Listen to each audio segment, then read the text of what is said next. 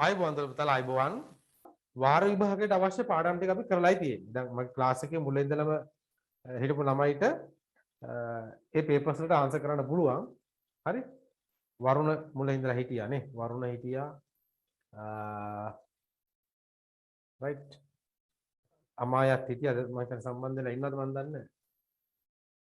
Right Amaya right කියන්නේ මුල ඉඳලාම class එකේ හිටපු ළමයිට උත්තර ලියන්න පුළුවන්. රයිට් පාඩම් ටික කවර් කරලායි තියෙන්නේ.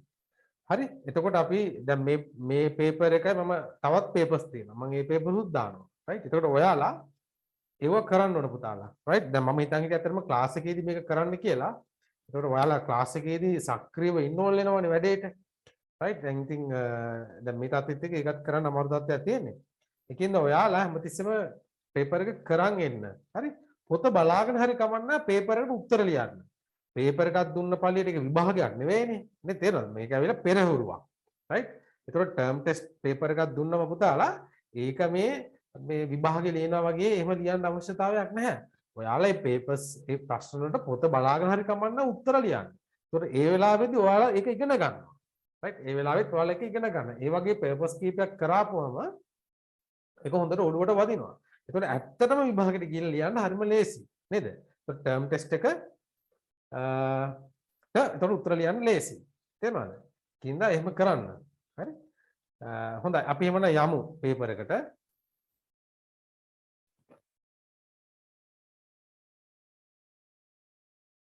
ඔව් මේක තමයි පේපර් එක නේද? right? මේක හොඳ පේපර් එකක්. මේක වයඹ පළාත් අධ්‍යාපන දෙපාර්තමේන්තුවේ මේක 2019 හදපු පේපර් එකක්. හරි?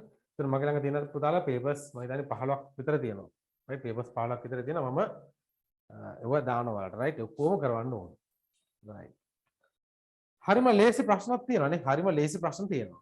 right. ඔව්. ක්ලෝරින් වල සංකේතය වන්නේ මේක නම් මොනවද නේ? easy game. ක්ලෝරින් වල සංකේතය මොකද්ද පුතාලා? අපි මෙතන ක්ලෝරින් වල කැපිටල් C අකුරයි සිම්පල් L අකුරයි තමයි වෙන්න ඕන නේ රයිට් මූලද්‍රව්‍යයක සංකේතයක් හඳුන්වන සම්මත ක්‍රමයක් තියෙනවනේ නේද මූලද්‍රව්‍යයක් හඳුන්වන සම්මත ක්‍රමයක් තියෙනවා රයිට් තනි මූලද්‍රව්‍යයක් නම් අපි හිතමු හයිඩ්‍රජන් කියලා හයිඩ්‍රජන් නම් අපි කැපිටල් H රයිට් එතකොට ලිතියම් නම් එතකොට පළවෙනි ලෙටර් එක හැමතිස්සෙම කැපිටල් දෙවෙනි ලෙටර් එක සිම්පල් right එතකොට උතන ක්ලෝරින් කියලා කියන්නේ එතකොට Cl right එතකොට මේක කැපිටල් මේක සිම්පල් right මූලද්‍රව්‍ය වල සංකේත ලියනකොට අන්න ඒක මතක තියාගන්න ඕන පළවෙනි ලෙටර් එක හැමතිස්සෙම කැපිටල් දෙවෙනි ලෙටර් එක සිම්පල් right එතකොට මේකට උත්තරේ මොකද්ද ක්ලෝරින් නේ ක්ලෝරින් right මේව වැරදි ඈ මෙහෙම ඒව අපි ඉගෙන ගන්න නැහැ අපි ක්ලෝරින් වල සංකේත ඉගෙන ගන්න තියෙන මෙන්න මේක Cl right ඊළඟ බලන්න ඇසට ඇතුළු වන ආලෝකය මගින් දෘෂ්ටි විතානයේ මත වඩාත් පැහැදිලි ප්‍රතිබිම්බයක් සාදන ස්ථානයේ කුමක්ද right එතකොට අපි ඇහැ ගැන ඉගෙන ගන්නකොට පුතාලා ඇහි ඔයාලට මතක ඇති කොටස් ටික right කොටස් ටික තනියම නම් කරන්න පුළුවන්කම තියෙන්නත් ඕන අඳින්න පුළුවන් නම් තවත් හොඳයි ඉතින් මම මෙතෙන්දි ඔක අඳින්න යන්නේ ඇඳොත් එම වෙලා යනවා right එතකොට පුතාලා අපි ඉගෙන ගත්තා නේ ප්‍රතිබිම්බේ සෑදෙන්නේ දෘෂ්ටි විතානයේ මත කියලා අපි ඉගෙන ගත්තේ right ඇහි ප්‍රතිබිම්බේ සෑදෙන්නේ දෘෂ්ටි විතානයේ මත එතනත් වඩාත් පැහැදිලි ප්‍රතිබිම්බය හැදෙන්න පුතාලා දෘෂ්ටි විතානයේ තියෙනවා අර මොකද්ද කහලපය කියලා තැනක් තියෙනවා නේ කහලපය එහෙම නැත්නම් අපිට තවත් නමක් කියන මොකද්ද මධ්‍ය කූපය හෙවත් කහලපය තුල තමයි පැහැදිලි ප්‍රතිබිම්බයක් සෑදෙන ස්ථාන right කහලපය ඒකේ කොටස් ඔයාලා පොත තියෙනවා නම් පොතේ බලා ගන්න පුළුවන්. පොඩ ඉන්නකො පොත ඕපන් කරගන්නවා. පොත ඕපන් කරගත්තේත් නෑ.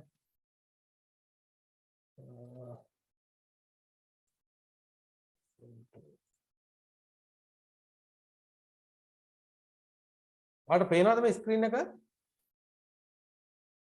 පොත පේනවද පුතාලා? කතා කරන්න මගෙත් එක්ක. ඔව් සර්. ඔව් පොත පේනවනේ නේ. රයිට් මේ තියෙන්නේ. රයිට්. එතන මේ ඇහි කොටස් නේද? ඇහි කොටස් රයිට්. එතන මේ තියෙන කහලපය. රයිට් අපි මේකට කියනවා මධ්‍ය කූපය කියලා කියනවා මේ කහලපය. ඒතර කහලපය තුල තමයි අර මෙතනින් එන මේ ආලෝක කිරණ ඇවිල්ලා මේ අක්ෂිකාචය තුලින් ගමන් කරද්දී ඒක වර්ධනය වෙලා නාභිගත වෙන්නේ මෙන්න මෙතන කහලපේ තුල. right කහලපේ තුල තමයි මේ ප්‍රතිබිම්බය සෑදෙන්නේ. යටිකුරු කුඩා ප්‍රතිබිම්බයක් තමයි සෑදෙන්නේ නේ. යටිකුරු කුඩා ප්‍රතිබිම්බයක්. හරි? එතකොට මේ අන්ධ බිඳුව තුල යම් කිසි ප්‍රතිබිම්බයක් හැදුණා කියලා අපි හිතමුකෝ. අන්ධ බිඳුව තුල ප්‍රතිබිම්බයක් හැදුනත් ඒක අපිට පේන්නේ නැහැ. මොකද අන්ධ බිඳුව තුල නැහැ පුතාලා ස්නායු සෛල නැහැ. right අර දෘෂ්ටියට සංවේදක සෛල තියෙනවානේ. යෂ්ටි සහ කේතු කියලා. right එතකොට මේ යෂ්ටි සහ කේතු කියන සෛල නැහැ මේ අන්ධ බිඳුව තුල. අන්න එකත් මතක තියාගන්න. right අන්ධ බිඳුව තුල ප්‍රතිබිම්බයක් හැදුනත් අපිට පේන්නේ නැහැ. right හරි ඊළඟට බලන්න පහත ද්‍රව්‍ය අතරින් මිශ්‍රණයක් වන්නේ කුමක්ද? මිශ්‍රණයක්. right අපි ඉගෙන ගත්තා පුතාලා පදාර්ථ අපි නේද? අපි පදාර්ථය බෙදුවා මෙන්න මේ විදිහට බෙදුවනේ පදාර්ථය මතකද? මෙන්න මේක මතක තියෙන්න ඕන නේ. අපි පදාර්ථය right අපිට පුළුවන් පදාර්ථේ කොටස් දෙකකට බෙදන්න. එකක් තමයි මොනවද?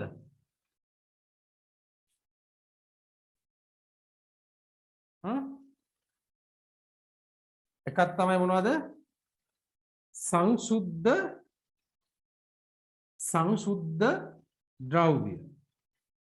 අනිත් එක තමයි මිශ්‍රණ. right අනිත් එක තමයි මිශ්‍රණ. right ඊට පස්සේ මෙන්න මේ සංසුද්ධ ද්‍රව්‍ය අපි නැවතත් කොටස් දෙකකට බෙදුවා. මතකද? මූල ද්‍රව්‍ය සහ සංයෝග. මූල ද්‍රව්‍ය සහ සංයෝග. right මේ පැත්තේ මිශ්‍රණ අපි බෙදුවා නැවතත් කොටස් දෙකකට. සමජාතීය මිශ්‍රණ. right සමජාතීය මිශ්‍රණ සහ විෂම ජාතීය මිශ්‍රණ කියලා අපි නැවතත් කොටස් දෙකකට බෙදුවා. හරි? එතකොට මෙතෙන්දී සංසුද්ධ ද්‍රව්‍යයක් කියලා කිව්වේ අපි මොකද්ද? එක් සංඝටකයකින් එක් සංඝටකයකින් පමණක් සමන්විත ද්‍රව්‍යයට අපි කිව්වා සංසුද්ධ ද්‍රව්‍ය. එක් සංඝටකයක් විතරයි තියෙන්නේ. නිශ්චිත ගුණධර්ම එක් සංඝටකයක් පමණක් තියෙන දේවල් අපි කිව්වා සංසුද්ධ ද්‍රව්‍ය. මිශ්‍රණ කියලා කියන්නේ පුතාලා සංඝටක කිහිපයක් එකට එකතු වෙලා තමයි මිශ්‍රණ හැදිලා තියෙන්නේ. මේ සංඝටක කිහිපයක්. right? එතකොට සංඝටක කිහිපයක් එකට එකතු වෙලා තමයි මිශ්‍රණ හැදිලා තියෙන්නේ. එතින්දී අපි ඉගෙන ගත්තා සමජාතීය කියලා කියන්නේ සමජාතීය මිශ්‍රණ තුල සංඝටක පවතින්නේ සමානව තමයි ඒක තුල ව්‍යාප්ත වෙලා පවතින්නේ. සංයුතිය සමානයි.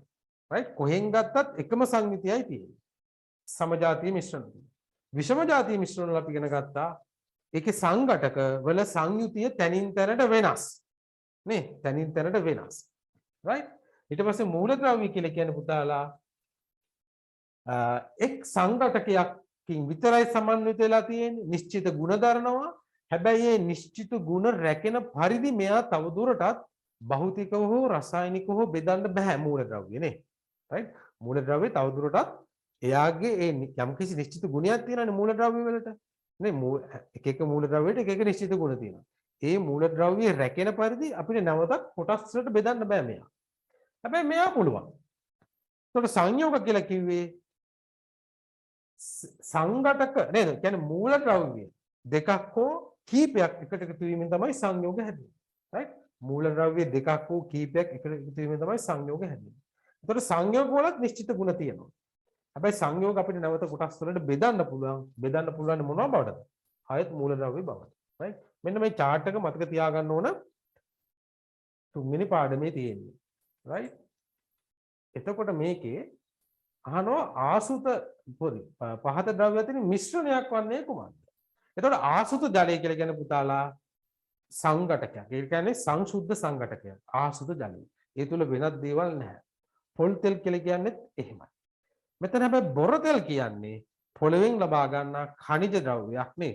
බොර තෙල් සමන්විත වෙලා තියෙන්නේ පෙට්‍රල්, ඩීසල්, භූමි තෙල්, ඒ වගේම මේ ගෑස් නේද? LP ගෑස් ඔය හැම එකකින්ම මිශ්‍රණයක් තමයි බොර තෙල් කියලා කියන්නේ. right? බොර තෙල් කියලා කියන්නේ පෙට්‍රල්, භූමි තෙල්, ඩීසල්, ඒ වගේම LP ගෑස් වල මිශ්‍රණයක්. right? එතකොට ඒවා පිරිපහයේදී අපි නැවත වෙන් කරලා ගන්නවා. පිරිපහයේදී. right? එතකොට මෙතන බොරතෙල් කියලා කියන පුතාලා මිශ්‍රණයක්. එතිල් මධ්‍යසාර කියලා කියන්නේ මිශ්‍රණයක් නෙවෙයි. ඒක සංශුද්ධ සංඝටකයක්. right?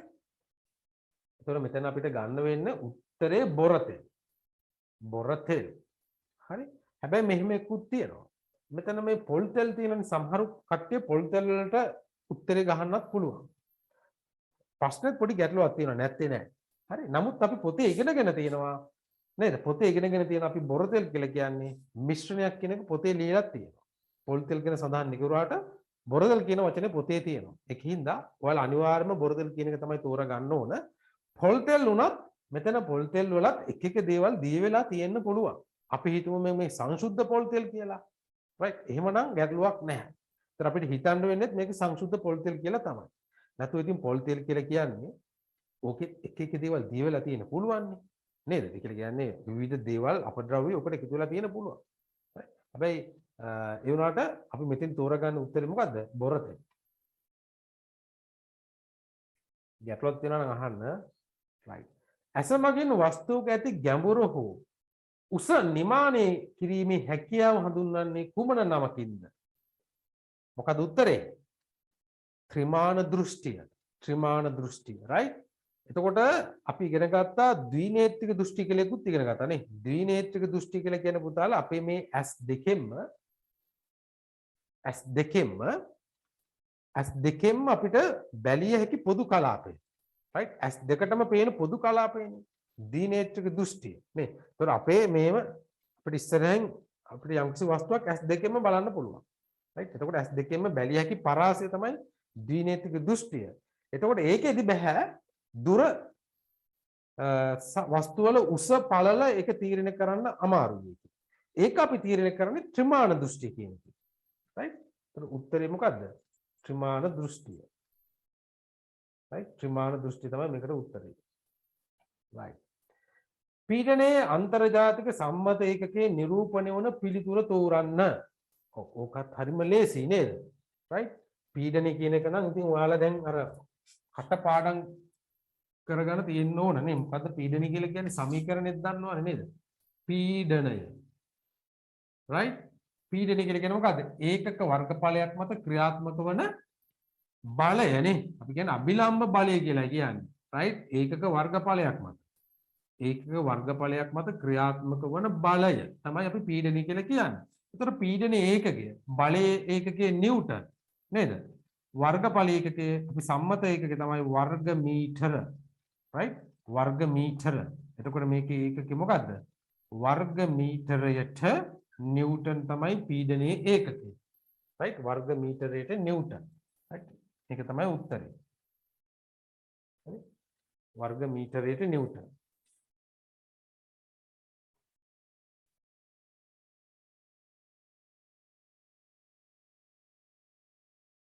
එතන උත්තරේ කොතනද තියෙන්නේ? මේ මෙතන නේ.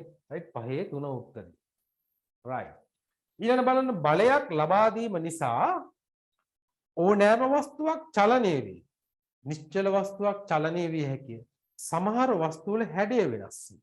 right. අපි ඉගෙන ගත්තා බලයකට කරන්න පුළුවන් දේවල් නේ. right? බලයක් කියලා කියන්නේ මොකද්ද? ඇදීමක් හෝ තල්ලු කිරීමක්. right? බලයක් කියන්නේ මොකද්ද? ඇදීමක් හෝ තල්ලු කිරීමක්. right. එතකොට ඒක මගින් කරන්න පුළුවන් දේවල් මොනවද නේ? අපි ඉගෙන ගත්තා කාරණා පහක් ගැන ඉගෙන ගත්තා. right? එකක් තමයි නිශ්චල පවතින වස්තුවක් චලනය කරන්න පුළුවන් වස්තුවකට. අනිත් එක තමයි චලනය වෙන වස්තුවක වේගය වෙනස් කරන්න පුළුවන්. එක්ක වේගය අඩු කරන්න පුළුවන්, එක්ක වේගය වැඩි කරන්න පුළුවන්. right? එතකොට දෙකයි. ඊළඟට පුළුවන් මොකද්ද? වස්තුවක හැඩය වෙනස් කරන්න පුළුවන්. නේ ස්පොන්ජ් එකක් වගේ අරන් එබුවොත් එහෙම වස්තුවක හැඩය වෙනස් කරන්න පුළුවන්. අනිත් එක මොකද්ද? අනිත් එක තමයි පුතා වස්තුවක දිශාව වෙනස් කරන්න පුළුවන් නේ. කියන්නේ චලනය වන දිශාවට වෙනස් දිශාවකින් අපි බලයක් යදුවොත් එහෙම අර වස්තුව චලනය වන දිශාව වෙනස් වෙනවා නේ. ඒතර බලයකට පුළුවන් චලනය වෙන වස්තුවක දිශාව වෙනස් කරන්න. අනිත් එක තමයි පුතාලා මොකද්ද? චලනය වෙන වස්තුවක් නිශ්චල කරන්නත් පුළුවන් නේ. චලනය වෙන වස්තුවක් නිශ්චල කරන්නත් පුළුවන්. ඔන්න ඔය පහ මතක තියාගන්න ඕනේ. right? මොනවාද පහ? චලනය වන වස්තුවක් නිශ්චල කිරීම. නිශ්චල වන වස්තුවක් චලනය කිරීම. චලනය වෙන වස්තුවක වේගය වෙනස් කිරීම. අඩු කිරීම හෝ වැඩි කිරීම. චලන වෙන වස්තුවක චලනය වන දිශාව වෙනස් කිරීම. සහ වස්තුවක හැඩය වෙනස් කිරීම නේ. රයිට් බැලුම් බෝලයක් අරන් අපි මිරිකනවා. එයාගේ හැඩය වෙනස් වෙනවා. ස්පොන්ජ් එකක් ඇවිල්ලා අපි මිරිකනවා. ස්පොන්ජ් එකේ හැඩය වෙනස් වෙනවා. තේරුණාද? අන්න බලයට කළ හැකි කාර්යයන්. එතකොට මෙතන බලන්න ඒ කාර්යයන් වලින් මොකද්ද මෙතන තියෙන්නේ කියලා නේද?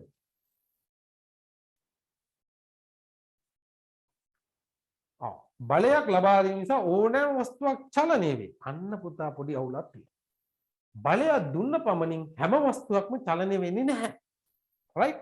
මම බිත්තිය තල්ලු කරනවා. බිත්තිය මම තල්ලු කරාට බිත්තිය චලනය වෙනවද? නැහැ. මම බලයක් දෙනවා බිත්තියට.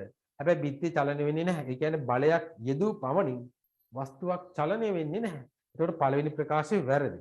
රයිට්? නිශ්චල වස්තුවක් චලනය වේ. ඒක හරි. සමහර වස්තු වල හැඩය වෙනස්. ඒකත් හරි.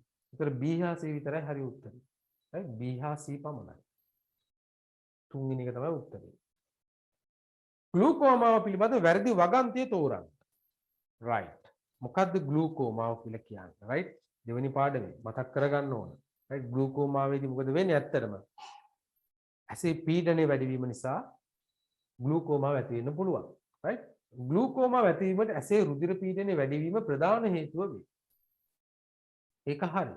ඒක හරි. දියවැඩියාව ඇති අයට ග්ලූකෝමාව වැළඳීමේ වැඩි අවදානමක් ඇත. ඒකත් හරි. right දියවැඩියා රෝගීන්ට ග්ලූකෝමාව හැදීමේ වැඩි අවදානමක් තියෙනවා. ග්ලූකෝමාව නිසා දුෂ්ටික ස්නායුවට හානි සිදු වේ. ඒකත් හරි. ඒ දුෂ්ටික ස්නායුවට හානි සිදු වීම හින්දා තමයි අපිට පෙනීම අඩු වෙලා යන්නේ. ග්ලූකෝමාවේදී පෙනීම එකවර නැති වී යාම සිදුවේ. ආන් ඒක වැරදි නේ. ග්ලූකෝමාවේදී එකවර පෙනීම නැති වෙන්නේ නැහැ පුතාලා. ක්‍රමක්‍රමයෙන් තමයි ග්ලූකෝමාව නිසා පෙනීම නතර වෙන්නේ ක්‍රමක්‍රමයෙන්. right? ඉස්සර තිබුණා black and white TV. හරිද?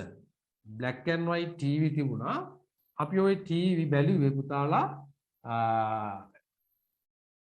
वाहन बैटरी වලින් බැලුවේ. right ලොරි බැටරි වලින් තමයි මේ ටීවී එක බැලුවේ. හරි. ඒතර ටීවී එක බලනකොට අපිට හොඳට බැටරි හොඳ charge එක තියෙනකොට මේ ස්ක්‍රීන් එක හොඳට පේනවා. right මේ ස්ක්‍රීන් එක සම්පූර්ණයෙන් පේනවා. බලය අඩු වෙගෙන යනකොට කියන්නේ බැටරිය බහිනකොට පුතාලා මේ පැත්තේ ඉඳලා මෙන්න මේ හතර පැත්තෙන් කළු කරගෙන එනවා ස්ක්‍රීන් එක. අපිට පේන්නේ ඒතර මෙන්න මේ ටික විතරයි. right තවත් අඩු වෙනකොට මොකද වෙන්නේ? මෙයා තවත් මේ වගේ පුංචි වෙනවා ස්ක්‍රීන් එක. ස්ක්‍රීන් එක තවත් පුංචි වෙනවා. හරි. තවත් හොඳටම බැටරිය බහිනකොට මේක තවත් පුංචි වෙලා අපිට මේ කුඩා කොටසක් විතරයි පේන්නේ. එතකොට මේ ඔක්කොම අඳුරුයි. මේ වගේ සිද්ධියක් තමයි වෙන්නේ ග්ලූකෝමාවේ. right? ග්ලූකෝමාවේදීත් ඔන්න වගේ තමයි පේන්නේ.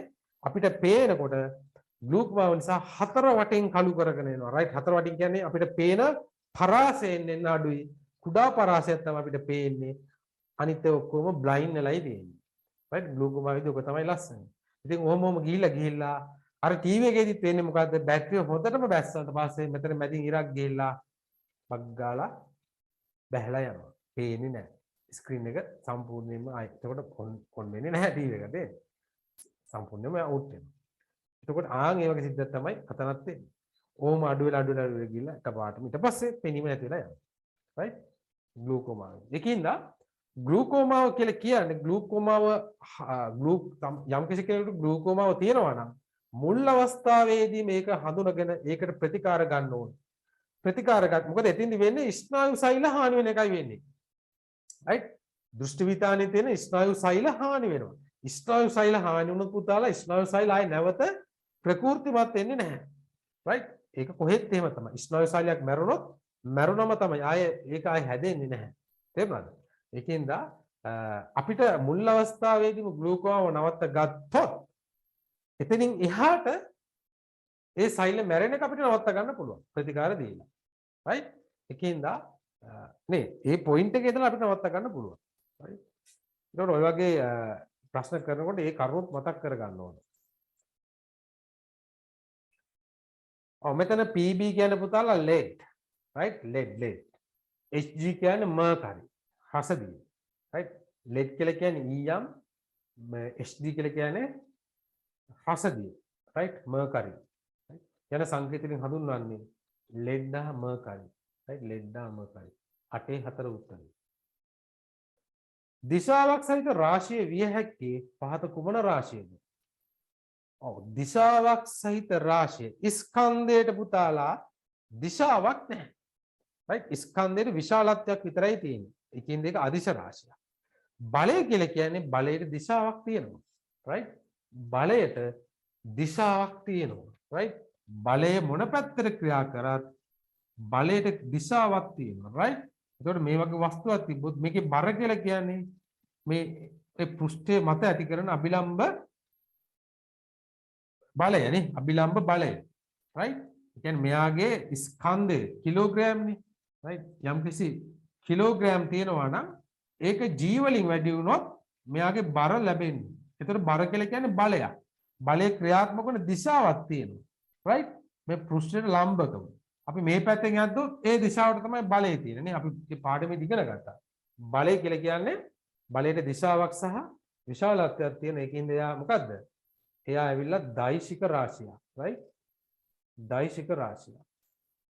right බලය කියලා කියන්නේ දෛශික රාශියක්. කාලයට විශාලත්වයක් විතරයි කාලයට දිශාවක් නැහැ. පීඩනය පුතාලා. right හැබැයි පීඩනයට නම් දිශාවක් තියෙනවා. නේද? දැන් පීඩනය කියලා කියන්නේ right පීඩනය කියලා කියන්නේ මොකද්ද? පීඩනය කියලා කියන්නේ බලය බෙදීම වර්ගඵලය. right එතකොට මෙයාගේ බලයට දිශාවක් තියෙනවනේ. බලයට දිශාවක් තියෙනවා. ඒකේ හින්දා පීඩනයටත් දිශාවක් තියෙනවා. පීඩනයටත් දිශාවක් තියෙනවා.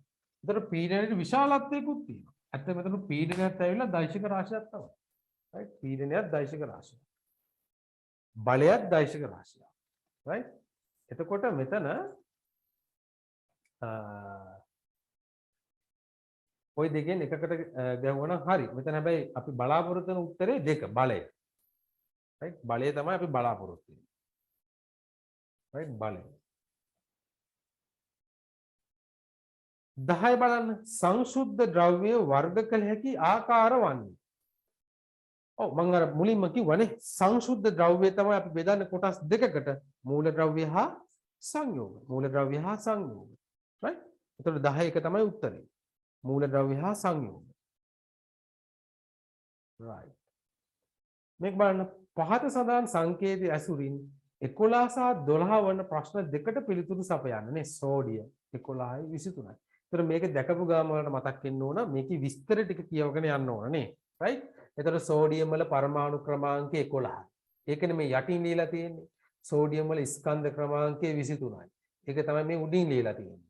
එතකොට ස්කන්ධ ක්‍රමාංකය කියලා කියන්නේ මොකද්ද? ඒ පරමාණුවේ තියෙන ප්‍රෝටෝන සංඛ්‍යාව සහ නියුට්‍රෝන සංඛ්‍යාවේ එකතුව. right එතකොට මෙතන ප්‍රෝටෝන 11ක් තියෙනවා. මේ තුල තියෙන පුළුවන් නියුට්‍රෝන සංඛ්‍යාව හොයන්න නම් අපි මේ 23 11ක් අඩු කරන්න ඕනේ නේ. ඔන්න ඔය විස්තරට ටක් ගාලා ඔළුවට එන්න ඕනේ. right අපි බලමු අහන ප්‍රශ්නේ මොකද්ද කියලා. සෝඩියම් වල න්‍යෂ්ටිය තුල ඇති උපපරමාණුක අංශු ගණන. ඔව් එතකොට උපපරමාණුක අංශු ගණන කීයද පුතාලා? right මේ තුල අහන්නේ න්‍යෂ්ටිය තුල ඇති න්‍යෂ්ටිය තුල තියෙන උපපරමාණුක අංශු තමයි වර්ග දෙකයි තියෙන්නේ මොනවද? නියුට්‍රෝන සහ ප්‍රෝටෝන නේ. නියුට්‍රෝනයි ප්‍රෝටෝනයි. හරි එතකොට ඒක තමයි ඔය ස්කන්ධ ක්‍රමාංකයෙන් දීලා තියෙන්නේ.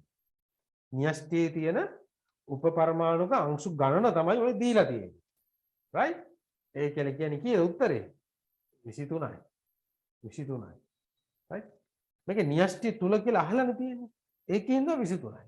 හැබැයි මෙහෙම වුණා සෝඩියම් දැන් මේක දීලා සෝඩියම් වල ඇති උපපරමාණුක අංශු ගණන කියලා තිබ්බනම් පුතාලා එහෙනම් අපිට මෙතන ඉලෙක්ට්‍රෝන ගණනත් අපිට ගණන් කරන්න වෙනවා. right එතකොට ඉලෙක්ට්‍රෝන කියන්නේ උපපරමාණුක අංශු තමයි. නේ. ඒතකොට ඉලෙක්ට්‍රෝනත් 11ක් තියෙනවා මෙතන. right එතකොට ඉලෙක්ට්‍රෝනත් 11ක් තියෙනවා නේ. ප්‍රෝටෝන සංඛ්‍යාවට සමාන සංඛ්‍යාවක් ඉලෙක්ට්‍රෝනත් පවතිනවා නේ. එතකොට එතන උත්තරේ වෙන්නේ මේ 11යි ඉලෙක්ට්‍රෝන 11යි 22යි ඒකට එකතු කරන්න ඕන නියුට්‍රෝන සංඛ්‍යාවක් තියෙනවා කීයද? 12. නේ නියුට්‍රෝන සංඛ්‍යාවක් තියෙනවා 12ක් තියෙනවා. ඔය ඔක්කොම එකට එකතු කරන්න.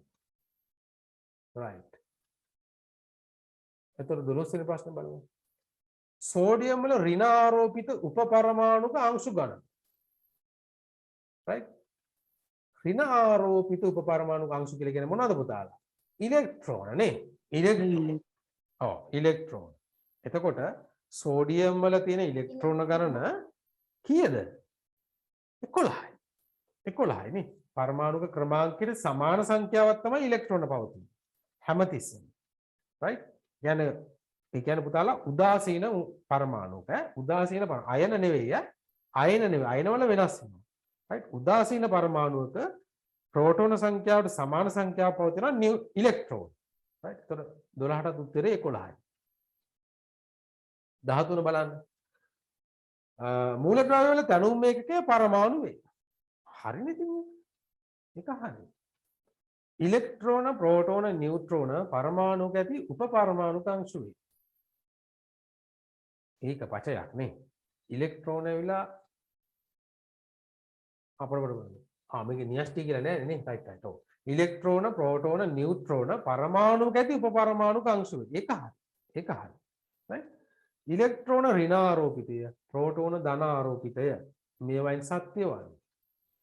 මේ ඔක්කොම ටික හරි. A B හා C කියන ඔක්කොම හරි. right ඔක්කොම හරි. ඔව්. ජෛව ක්ෂීරණය මගින් නිස්සාරණය කරන ලෝහයක් වань. right පුතාලා ජෛව ක්ෂීරණය නේ. අපි ඉගෙන ගත්තා පළවෙනි පාඩමේදී ජෛව ක්ෂීරණය කියලා කියන්නේ අපි කියන බයෝ රෙමිඩියේෂන්. right බයෝ රෙමිඩියේෂන් කියලා කියන්නේ පුතාලා සමහර මූලද්‍රව්‍ය නිස්සාරණය කර ගැනීම සඳහා අපි භාවිතා කරනවා මොනවද? ශුද්‍ර ජීවීන් අපි භාවිතා කරනවා. right සමහර මූලද්‍රව්‍ය නිස්සාරණය කිරීම සඳහා අපි ශුද්‍ර ජීවීන් භාවිතා කරනවා.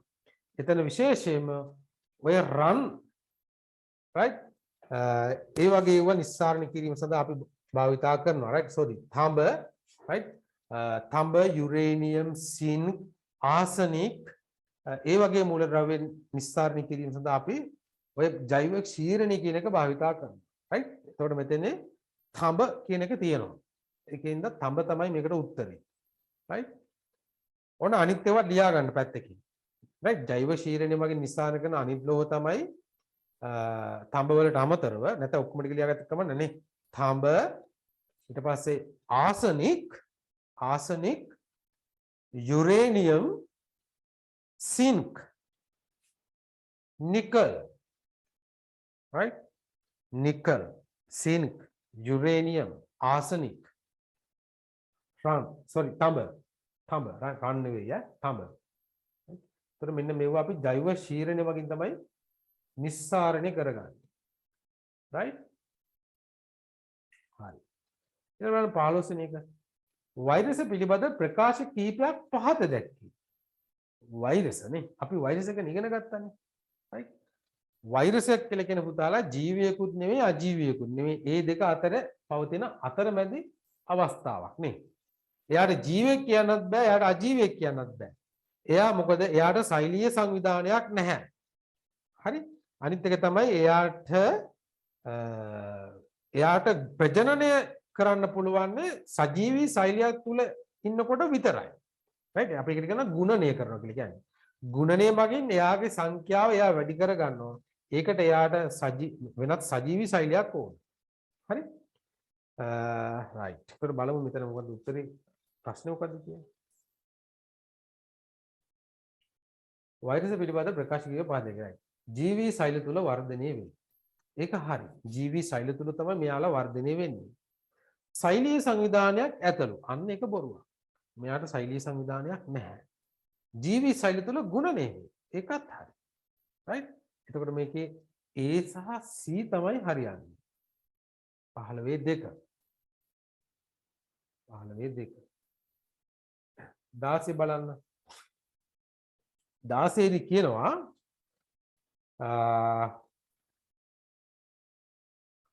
මියගේ ශුද්‍ර ජීවීන් භාවිතා කරමින් ප්‍රතිශක්තිකරණ එන්නත් නිපදවන්නේ පහත කුමන රෝග සඳහාද?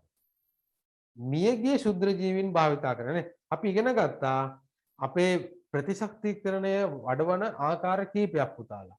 right? එකක් තමයි ඔය එන්නත්. right? එන්නත් කිරීම. එතකොට එන්නත් හදන ආකාර කීපයක් තියෙනවා. right?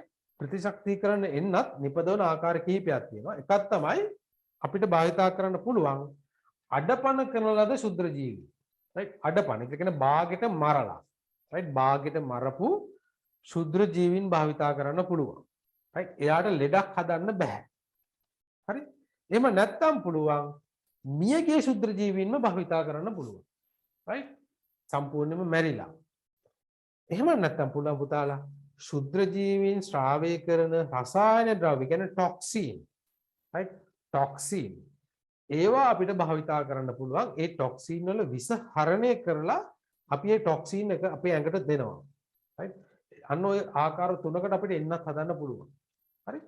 එතකොට පුතාලා අපේ ඇඟේ අපි දැන් අර ඉගෙන ගත්තානේ 6 වෙනි පාඩම නේද? මානව රුධිර සංසරණ පද්ධතිය මතකද අපි ඉගෙන ගත්ත අර රුධිරය අපි කොටස් රුධිරය අපි බෙදුවා කොටස් දෙකකට. දේහාණු සහ ප්ලාස්මය.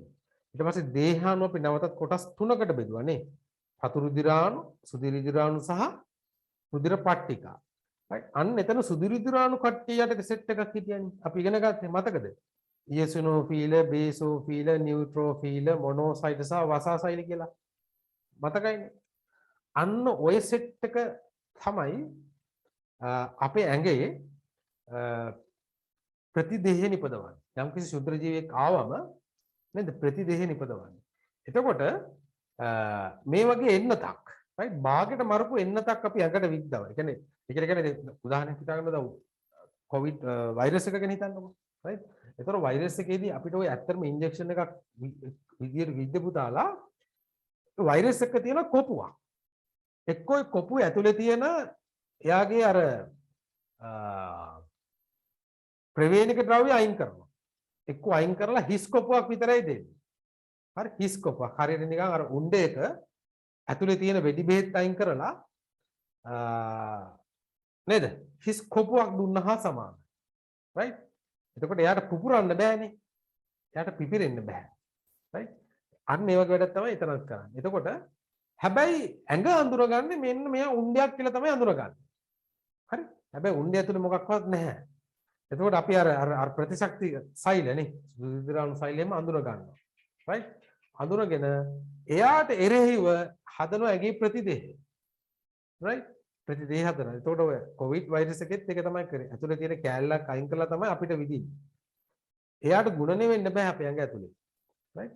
එතකොට නමුත් එයා විද්දට පස්සේ ඇඟ අයිඩෙන්ටිෆයි කරගන්න ඔන්න හතුරෙක් ඇවිල්ලා තියෙනවා කියලා. අන්න එයාට එරෙහිව හදා ගන්නවා ඇඟේ තියෙන ඇඟේ තියෙන සුදු රුධිරාණු ප්‍රමාණය වැඩි කරගන්න. right? සුදු රුධිරාණු අන්න එතකොට එයාගේ වර්ධනය වෙන එක වැඩි කරගෙන ගිහිල්ලා එයාගේ ප්‍රමාණය වැඩි කරගන්නවා නේ. එතකොට ඊට සාපේක්ෂව ප්‍රතිදේහයත් ඇඟේ නිපදවනවා වැඩි. ඒතකොට ඇඟ රෙඩි වෙනවා සතුරට එරෙහිව ෆයිට් කරන්න. right? හරි. හොඳයි. ඒතකොට අපි යමු ප්‍රශ්නෙට එහෙමද? ඔව්. එතකොට මෙතන මියගිය ශුද්‍ර ජීවීන් භාවිතා කරන්නේ right?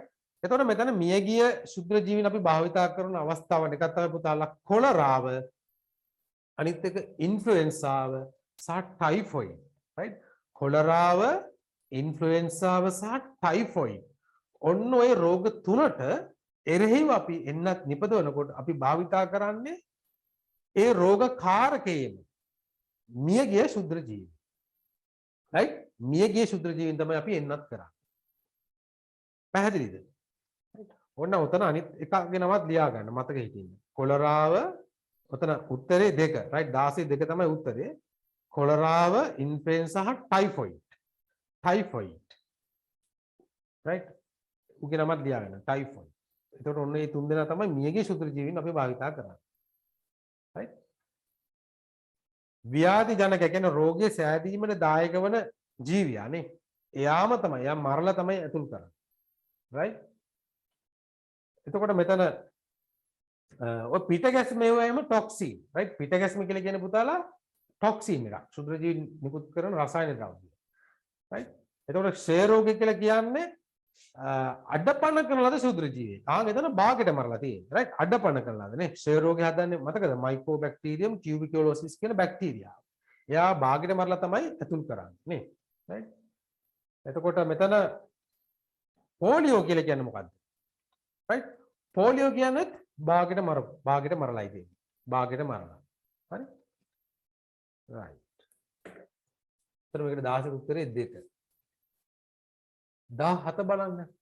සමාන උසක සිට බිමට හෙළන ලද D ප්‍රමාණයේ විදුලි පන්දම් බැටරියක් තෙත මැටි පුවරුවක් මතට වැටීමේදී සිදුවන බලපෑම වඩා හොඳින් පැහැදිලි කළ හැක්කේ. right? මේක මට නම් තේරෙන්නේ නැහැ මොකද්ද මේ D ප්‍රමාණය කියන එක කියලා. right? සමාන උසක සිට බිමට හෙළන ලද විදුලි පන්දම් බැටරියක් තෙත මැටි පුවරුවක්. right? තෙත මැටි පුවරුවක් මතට පුතාලා අතාරිනවා විදුලි පන්දම් බල්බයක්. right? එතකොට අහනවා සිදුවන බලපෑම වඩා හොඳින් පැහැදිලි කළ හැකි. මොකද්ද වෙන්නේ ඇත්තටම? උඩ ඉඳලා යමක් අතෑරියම බිම ගැටෙනකොට යෙදෙන බලය වැඩිනේ. යෙදෙන බලය වැඩි. right? ඒ කියන්නේ බලය කියලා කියන පුතාලා මෙතන මොකක්ද ඇත්තටම? right? යම් කිසි වස්තුවක් උඩ ඉඳලා අතෑරියම එයා පොළවේ වදිනවා. එතකොට මෙයා බිමට වැටෙනකොට මෙයා වේගෙන් වැටෙන්නේ නේ. මෙයා තුවරණයෙන් වැටෙන්නේ. තුවරණයෙන් වැටෙන්නේ. එතකොට කොහොම හරි දැන් මෙයා පොළවේ වැදිලා ඇතිවන ප්‍රතිඵලය මොකක්ද? පොළවේ වැදිලා මේ පොළව අස්සට ගිලා බහිනවා නේ. right? පොළව වැදිලා මේ පොළව අස්සට ගිලා බහිනවා. right. එතන ගිලා බහින්නේ ඇයි? ගිලා බහින්නේ අපි ඉගෙන ගත්තා නේ. පොළවක් තුලට මේ යම්කිසි දෙයක් ගිලා බහින්නේ පීඩනය වැඩි වුණා. පීඩනය වැඩි වුණා. right? පීඩනෙ හින්දා තමයි බහින්නේ. එතකොට මෙතෙන්දී මෙයාගේ වර්ගඵලය වෙනසක් වෙන්නේ නැහැ. හැබැයි උඩ ඉඳලා අතාරිනකොට මෙයා පෘථිවියේ ගුරුත්වජ තෝරණේ වැටෙන්නේ. එතකොට බලය වැඩි. right? මේ බලය කියන සාධකය වැඩි වෙනවා. උඩ යන්න යන්න මේ බලය වැඩි වෙනවා. right? එතකොට මොකද වෙන්නේ? බලය වැඩි වෙනකොට පීඩනයත් මොකද වෙන්නේ? right? බලය වැඩි වෙනකොට පීඩනයත් වැඩි වෙනවා. පීඩනයත් වැඩි වෙනවා. ඒ කියලා කියන්නේ මොකද වෙන්නේ? ප්‍රතිඵලය කියලා කියන්නේ ඇතුළට කිඳා බහින ප්‍රමාණය වැඩි. එතකොට නේ කිඳා බහින ප්‍රමාණය වැඩි. ඒ කියන්නේ මෙතන පීඩනය කෙරෙහි බලයේ බලපෑම තමයි තියෙන්නේ. පැහැදිලිද පුතාලා? ඒක නැත්තම් තේරුම් නැහැ කියලා කියන්නේ. අමායා? තේරුණා. එතකොට බලන්න මෙතන සිදුවන බලපෑම වඩා හොඳින් පැහැදිලි කරයි. සිදුවන බලපෑම තමයි මොකද්ද? පොළොවට කිඳා බහින්නේ. right? එතකොට මෙතන යෙදෙන පීඩනයේනි right? 17 උත්තරේ 17 යෙදෙන පීඩනයේ පීඩනය වැඩි වෙන්නේ. පීඩනය වැඩි වෙන බලපානවා ගුරුත්වජ තෝරණය. උඩට යන්න කියන්නේ උඩ ඉඳලා ගොඩාක් අතහැරියොත් පීඩනය වැඩි වෙනවා. right? පොළොව මට්ටමට ආසන්න ප්‍රමාණයකින් ඉඳලා අතහැරියොත් පීඩනය අඩුයි. හේතුව ගුරුත්වජ තෝරණය අඩු වෙන හින්දා. right? 18 බලන්න. සමාන ස්කන්ධ ඇති ගවයෙකුගේ හා මිනිසෙකුගේ පාසටහන වැලි පොළවක සනිටුහන් වීමේදී දැකිය හැකි නිරීක්ෂණයෙන් පැහැදිලි වන්නේ. ආයෙත් ඔය වගේ සිද්ධියක් තමයි නේ. right? එතකොට පුතාලා මෙතන දැකිය හැකි නිරීක්ෂණයෙන් පැහැදිලි වන්නේ. right? ගවයාගේ පාද මගින් පොළොව මත ඇති කරන පීඩනයේ අඩු බවය. සාමාන්‍යයෙන් හරකගේ කකුල් මිනිහගේ කකුල් වලට වඩා ලොකුයිද පොඩිද කියන්නකො මට ඉස්සෙල්ලා. හරකගේ කකුල මිනිහගේ කකුලට වඩා පොඩි නේ. පෘෂ්ඨයේ ගැටෙන වර්ගඵලය පොඩි. right? පෘෂ්ඨයේ ගැටෙන වර්ගඵලය පොඩි. හරි? හරි. එතකොට පොඩි පෘෂ්ඨයේ ගැටෙන වර්ගඵලය අඩු වෙන්න මොකද වෙන්න පුරුදාලා? පීඩනය වැඩි වෙනවා. පීඩනය වැඩි වෙනවා නේ. right? එතකොට මේ සමීකරණේ මෙයාගේ අගය වැඩි වෙනවා කියලා කියන්නේ බෙදලා එන උත්තරේ මොකද වෙලා? උත්තරේ අඩු වෙන එකයි නේ. ඒ කියන්නේ පීඩනය අඩු වෙනවා. හැබැයි මෙයාගේ අගය පොඩි කියලා කියන්නේ වර්ගඵලය එන්න කුඩා වෙනවා කියලා කියන්නේ බෙදලා එන උත්තරේ අගය වැඩි. ඒ කියන්නේ පීඩනය වැඩි. right? ඒ කියන්නේ වර්ගඵලය අඩු වෙන්න පීඩනය වැඩි නේ. right? අපි ඉගෙන ගත්තානේ. පීඩනය වැඩි වෙනවා වර්ගඵලය අඩු වෙනකොට. ඒ වගේම තමයි පීඩනය වැඩි වෙනවා බලය වැඩි වෙනකොට. බලයට අනුලෝම සමානුපාතික වෙනවා වර්ගඵලයට ප්‍රතිලෝම සමානුපාතික වෙනවා පීඩනය. right? එතකොට වර්ගඵලය අඩු වෙනකොට පොළවට බහින ප්‍රමාණය වැඩි. කියන්නේ හරකගේ කකුල පොළවට බහිනවා වැඩි. බලමු අපි ඉස්සෙල්ලා උත්තර ටික මොකද්ද කියලා. right? මොනවා වුණත් අපි ඉස්සෙල්ලා උත්තර ටික කියවලා ඉන්න ඕන මොනවද තියෙන්නේ කියලා. right. එතකොට මෙතන පළවෙනි එක ප්‍රකාශය වැරදි පුතාලා. right. දෙවෙනි එක බලන්න. මිනිසාගේ පාද ඇති පීඩනය වැඩි බවයි. නෑනේ මිනිහගේ කකුල මහතයිනේ. හරකගේ කකුලට වඩා. එතකොට මහත හින්දා වර්ගඵලය වැඩි. වර්ගඵලය වැඩි වුණාම පීඩනය අඩු වෙනවා. right? පීඩනය අඩු වෙනවා. එතකොට මේකේ දෙවෙනි ප්‍රකාශයත් වැරදි. තුන බලන්න මිනිසාගේ දෙපා පොළොව මත ගැටෙන වර්ගඵලය අඩු බව. වැරදිනේ නේ. මිනිසාගේ දෙපා පොළොව මත ගැටෙන වර්ගඵලය වැඩි. ගවයාගේ පාද 4 පොළවේ ගැටෙන වර්ගඵලය මිනිසාට වඩා අඩු බවයි. මෙතන පුතාලා මේ කකුල මේ හරකගේ කකුල් 4ම වර්ගඵලය එකතු කරත් මිනිහගේ කකුල් දෙකේ වර්ගඵලයට සාපේක්ෂව අඩුයි. right? අඩුයි. ඒ කියන්නේ ගවයාගේ පාද 4 වර්ගඵලය මිනිහගේ කකුල් දෙකේම එකතු වෙන වර්ගඵලයට වඩා අඩුයි. තේරුණාද? ඒතර මේකට 18 4 තමයි උත්තරේ. 18 4. right? අනිත් තුනම වැරදි. ගවයාගේ පාද මගින් පොළොව මත ඇති කරන පීඩනය අඩු නෙවෙයි. වැඩි. මොකද ගවයාගේ කකුල් පොඩි හින්දා. මිනිසාගේ පාද ඇති පීඩනය වැඩි බවයි. මිනිහගේ කකුල් වල වර්ගඵලය වැඩි. එතකොට පීඩනය අඩුයි වෙන්නේ නේ. වර්ගඵලය වැඩි වෙනකොට පීඩනය අඩුයි. ඒකට දෙවෙනි ප්‍රකාශයත් වැරදි. මිනිසාගේ දෙපා පොළොව මත ගැටෙන වර්ගඵලය අඩුයි. ආයෙත් අර දෙකම තමයි අහලා තියෙන වෙනත් විදිහට. right? ඒකින්ද තුනත් වැරදි. හතරෙනි එක තමයි හරි උත්තරය. 19 බලන්න. ඩෙන්ගු රෝගය පිළිබඳ ගැළපෙන වර්ණය තෝරන්න. right? ඩෙන්ගු රෝගය පිළිබඳ. අපි ඉගෙන ගත්තා රෝගයක 3 දෙනෙක් ඉන්නවනේ. කියන ඔය ඩෙන්ගු රෝගයේදී 3 දෙනෙක් ගැන අපි සාකච්ඡා කරනවා නේ. එකෙක් තමයි ව්‍යාධි ජනකයා. ව්‍යාධි ජනකයා කියන පුතාලා ලෙඩේ හදන කෙනා. right? ලෙඩේ හදන කෙනා. අනිත් එක තමයි වාහකයා. වාහකයා කියලා කියන්නේ රෝගේ රැගෙන යන තැනැත්තා. right? transport කරන එක කියන්නේ transport. ධාරකයා කියලා කියන්නේ රෝගයට ලක් වෙන තැනැත්තා. right? එතන මෙතන ව්‍යාධි ජනකයා වෙන්නේ කවුද? රෝගේ හදන්නේ මදුරුවාද? නැහැ. රෝගේ හදන්නේ ඩෙන්ගු වෛරසය. මදුරුවාගේ කේටියේ ඉන්න වෛරසය තමයි රෝගේ හදන්නේ. right? එතන ව්‍යාධි ජනකයා වෙන්නේ ඩෙන්ගු වෛරසය. වාහකයා තමයි මදුරුවා. ඌ තමයි transport කරන්නේ. එතන වාහකයා තමයි මදුරුවා. ධාරකයා තමයි මිනිසා. එතන මේකේ පළවෙනි උත්තරේ හරි. මේක හරි පළවෙනි උත්තරේ.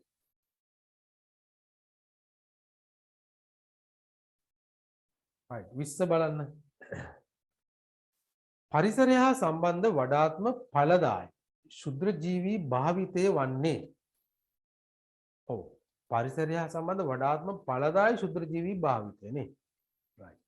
ශුද්‍ර ජීවීන් බොහෝමයක් ඉතා අඩු මුදලකට හෝ පරිසරින් නොමිලේම හෝ ගත හැකි වේ. ඒක හරි. right.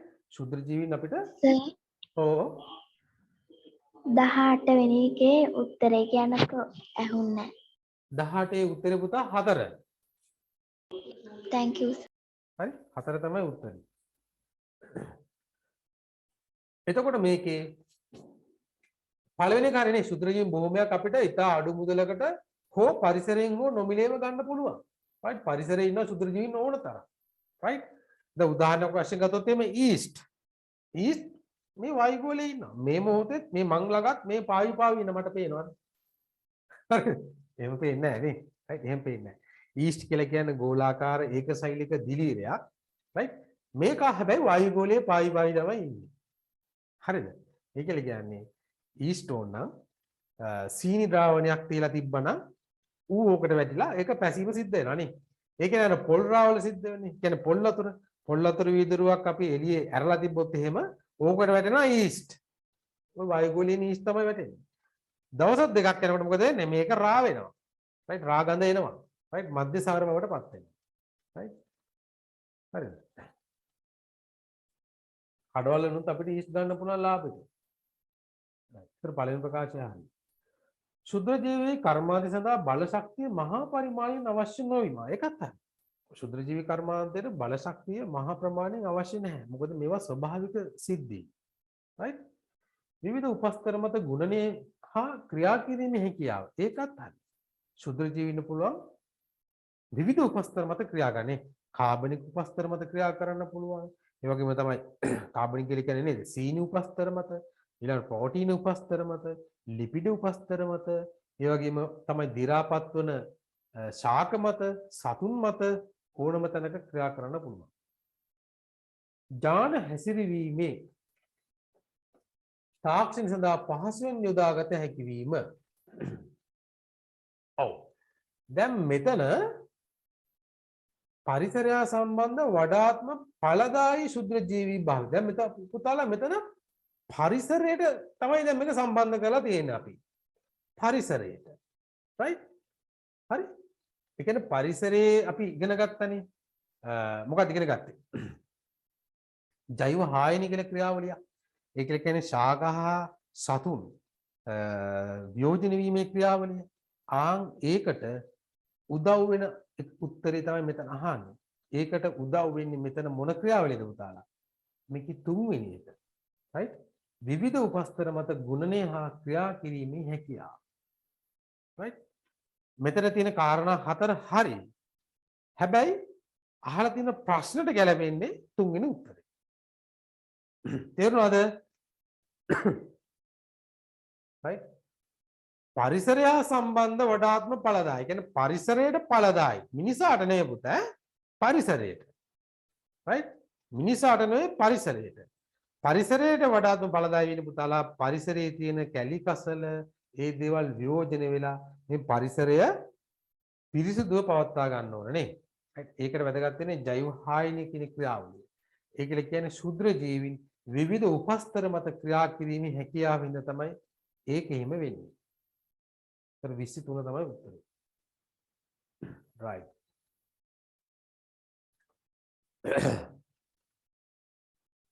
කොහොමද ඔයාලගේ තත්ත්වය ලකුණු බැලුවද? 20න් කීයක් හරිද? හ්ම්?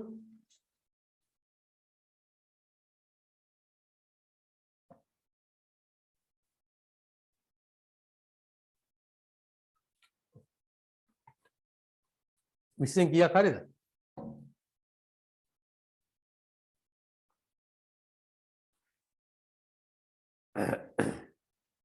මම හිතන්නේ 20න් 20ම හරි කියලා මම හිතනවා ඈ. right? 20න් 20ම හරි කියලා මම හිතනවා. right. දෙවෙනි කොටස බලන්න පුතාලා. right. දෙවෙනි එකත් පළවෙනි පාඩමෙන්ම තමයි දීලා තියෙන්නේ. right? මුදවන ලද කිරි නිෂ්පාදනයේ පියවර පහත දැක්වේ. right. කිරි නිෂ්පාදනය නේ. right. මුදවන ලද කිරි. හරි? එතකොට ඒකේ පියවරවල මෙතන දීලා තියෙනවා නේ. නැවුම් මී කිරි උණු කිරීම. සිසිල් කිරීම. මුහුම් එක් කිරීම. මුදවන ලද කිරි කියලා දීලා තියෙනවා නේ. right. එතකොට පුතාලා මෙතන මේක නිකන් අර යෝගට් නිෂ්පාදනයේ පියවරවල වලටම සමානයි. right? යෝගට් නිෂ්පාදනයේ පියවරවලටම සමානයි. right. මීකිරි රත් කිරීම හේතු මෙතන පළවෙනි එක නේ. නැවුම් මීකිරි උණු කිරීම. ඇයි අපි මීකිරි රත් කරන්නේ? right? මීකිරි රත් කරන්නේ පුතාලා. දැන් මීකිරි ගන්න කොහොමද අපි? අපි හරක්කගෙන් නේද? right? අපි මිනිසා තමයි වැඩේ කරන්නේ. තන කුඩු වලින් අල්ලලා කිරි දෝවලා භාජනෙට එකතු කර ගන්නවා නේ. එතකොට පුතාලා මිනිහාගේ අතේ තියෙන විස බීජ, අර මුට්ටියේ තියෙන විස බීජ, හරකගේ තන පුඩු වල ගෑවිලා තියෙන විස බීජ ඔක්කොම කොහෙද තියෙන්නේ? ඔය එළකිරි වල තමයි තියෙන්නේ. එළකිරි වල තමයි තියෙන්නේ. කියන්නේ විවිධ ශුද්‍ර ජීවීන් ඉන්නවා ඒ තුල. හරි? අන්න උන් ටික මරන්න තමයි මොකද කරන්නේ? උණු කරන්නේ. right? අපි උණු කරන්නේ අන්න උන් ටික මරන්න. right ඒක තමයි හේතුව ලියන්න එතන උත්තරේ නැවුම් මීකිරි තුල අඩංගු right නැවුම් මීකිරි තුල අඩංගු ශුද්‍ර ජීවීන් නැවුම් මීකිරි තුල අඩංගු ශුද්‍ර ජීවීන් විනාශ කිරීම ඒක තමයි හේතුව right රත් කරන්නේ ඒකයි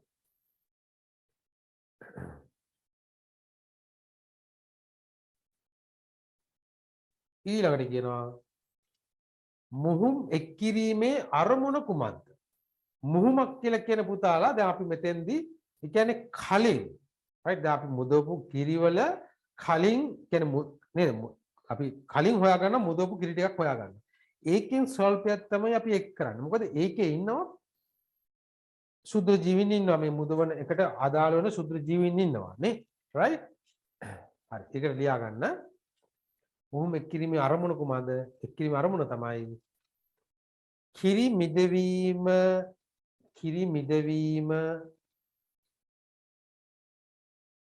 සිදු කරන කිරි මිදවීම සිදු කරන ශුද්‍ර ජීවීන් එකතු කිරීම ශුද්‍ර ජීවීන් එකතු කිරීම නේ එකතු කිරීම හරි එතකොට මෙතන ඉන්නවා අපි ඉගෙන ගත්තා ශුද්‍ර ජීවී ආකාර දෙකක් ওই කිරි මිදවීම සඳහා කවුද කියන්න පුළුවන්ද right ඔබ මතක තියෙන්න ඕන පාඩම් කරගන්න ඕන right ශුද්‍ර ජීවී ආකාර දෙකක් අපි ඉගෙන ගත්තා එකෙක් තමයි ලැක්ටෝබැසිලස් කියන එක කියන අනේ මේ දෙන්නම බැක්ටීරියා වන්නේ ලැක්ටෝබැසිලස් බුල්ගාරිකස්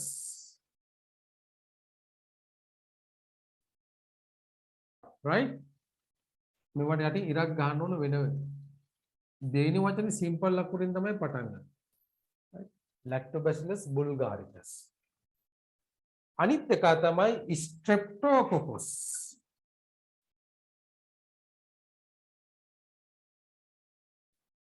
streptococcus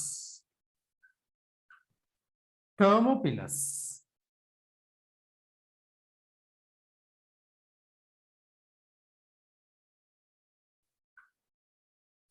මේ මුන් දෙන තමයි ඔය කිරි මිදවීම සඳහා අපි යොදා ගන්න. යෝගට් හදන්න ගන්නෙත් මෙන්න මුන් දෙන්න.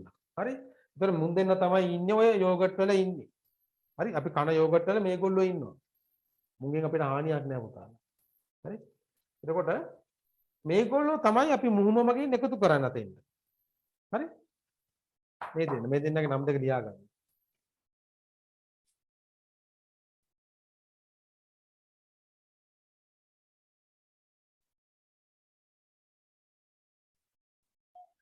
සර් යටින් ලියලා තියෙන්නේ සුත්‍ර ජීවීන්ගේ නම් දෙකක් ඒ දෙකත් ලියා ගන්න ඕනේද? ඔව්. මේ එකෙක් මේ එක ශුද්‍ර ජීවි. මේ අනිත් එක්කෙනා. මේ ඌගේ නම තමයි මේ තියෙන්නේ. right? නම් දෙකකට තියෙන විද්‍යාත්මක නම්නේ. මේ අනිත් එක. මේ දෙන්නම ඔව්. සර් ඒ ප්‍රශ්නේ අහලා තියෙන්නේ ශුද්ධ ජීවීන් යොදාගෙන නිපදවන වෙනත් කිරි මිදවීම සඳහා යොදා ගැනීමේ කුමන ශුද්ධ ජීවී කාණ්ඩයේද කියලා. නෑ මම මේ ප්‍රශ්නෙට උත්තරේ තාම දුන්නේ නැහැ පුතාලා. මම මේ දුන්නේ අර හොඳ ඉන්න බලන්න.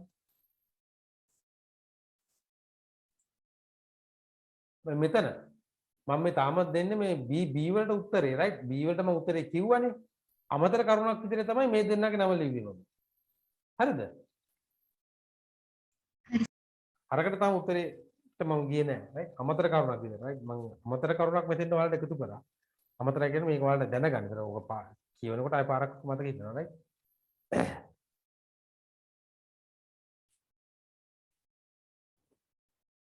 හරිද ලියාගත්තද?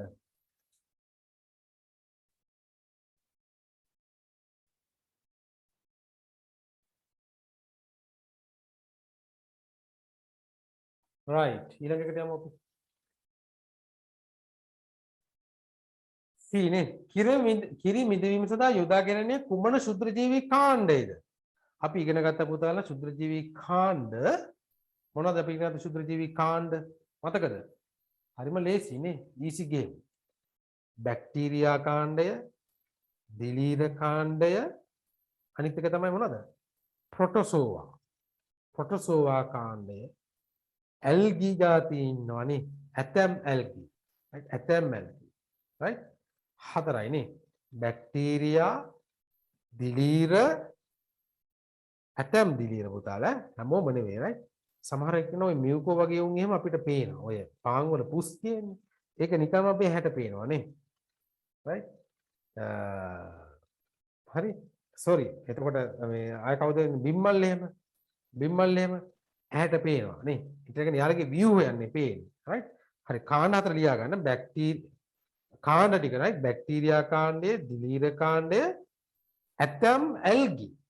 ඇතම් ඇල්ගි සහ ප්‍රොටෝසෝවා ආකාරය. නේ සියලුම ප්‍රොටෝසෝවාවන් ශුද්‍රජීවී ආකාර වෙනවා නේ. ප්‍රොටෝසෝවාවන් යටතට තමයි වැටෙන්නේ ඔය කවුද? පැරමීසියම්. ඊට පස්සේ තව එකෙක් කිව්වා කවුද? ඇමීබා. ඇමීබා එහෙම. right? ඒගොල්ලෝ ප්‍රොටෝසෝවා කාණ්ඩයටයි කියන්නේ. හරි? ඊට පස්සේ සමහරක ඔය ක්ලැමිඩෝමොනස් දාන්න හදනවා ඇල්ගි යටතට. සමහරු කියනවා මුන් අයිති වෙන්නේ ප්‍රොටෝසෝවාවන් කියලා. ඔතන තියෙන පොඩි මතභේදයක් තියෙනවා. right? හරි. උත්තරේ මේකට උත්තරේ මොකද්ද? බැක්ටීරියා කාණ්ඩය. right? ප්‍රශ්නෙට උත්තරේ බැක්ටීරියා කාණ්ඩය.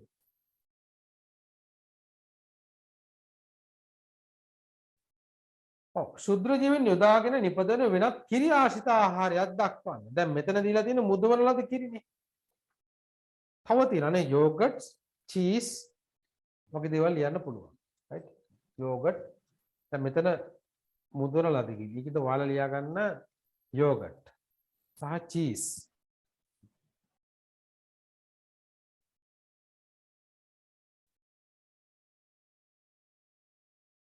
ඔව් ඊළඟට පුතාලා අහනවා පරිසර සංරක්ෂණය සඳහා ශුද්‍ර ජීවීන් යොදා ගැනීම අවස්ථාවන් 3ක් දක්වන්න. right? පරිසර සංරක්ෂණය සඳහා ශුද්‍ර ජීවීන් යොදා ගන්න අවස්ථාවන් 3ක්. හරි? අපි ඉගෙන ගත්තා අර මේ ජෛව ප්‍රතිකර්මී කියලා කැලලක් අපි ඉගෙන ගත්තා මේ පාඩමේදී. right? ඔයාලා පුතාලා මේ පාඩම් වලට සම්බන්ධ වෙලා නැත්නම් මම ඔයගේ රෙකෝඩ්ස් දාලා දෙනවා group එකට. හරි? ඒ group එකේ තියෙන ඒ records ටික ඔක්කොම බලන්න.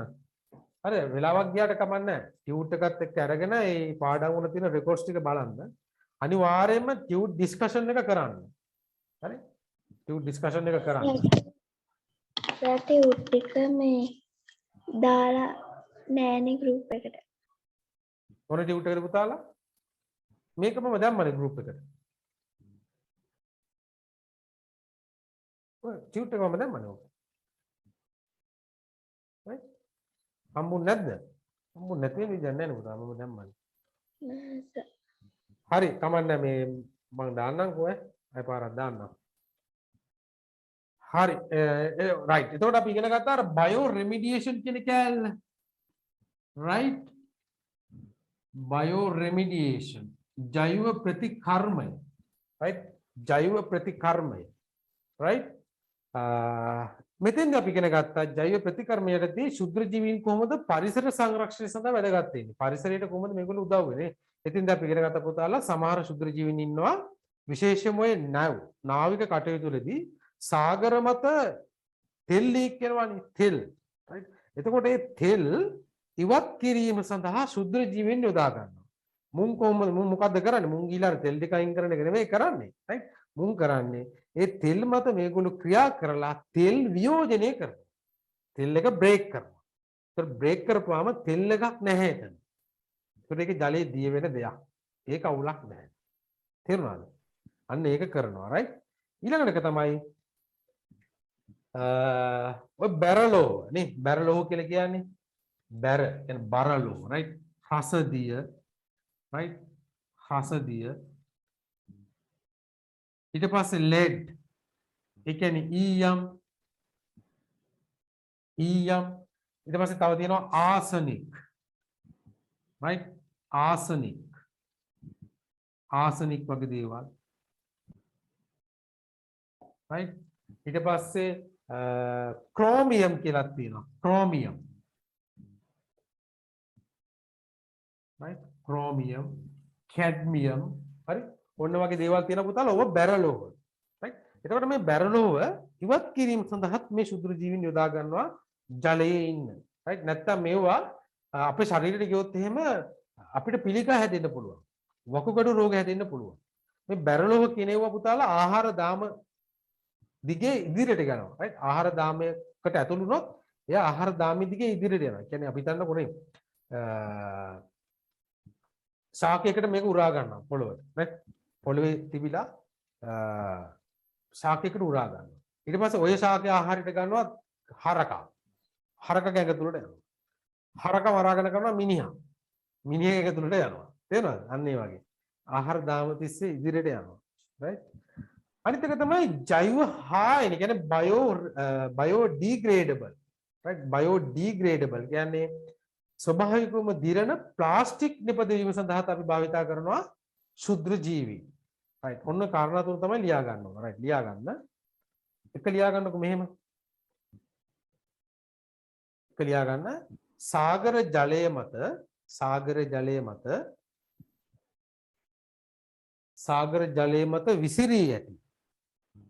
සාගර ජලය මත විසිරී ඇති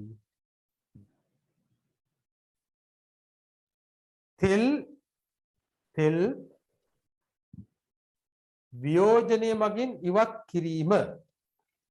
වියෝජනය මගින් ඉවත් කිරීම right මේ සඳහා දායක වන්නේ සිඩෝමොනාස්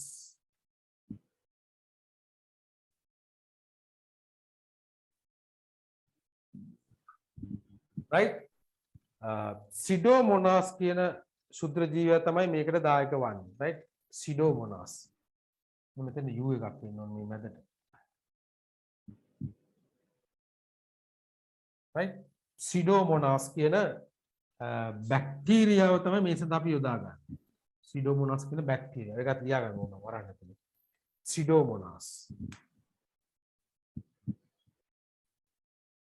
right සාගර ජලය මත විසිරී පවතින තෙල් වියෝජනය මගින් ඉවත් කිරීම right සිඩෝමොනාස් අනිත් එක ලියා ගන්න ජෛව අනිත් එක ලියා ගන්න මෙහෙම ජලයේ දිය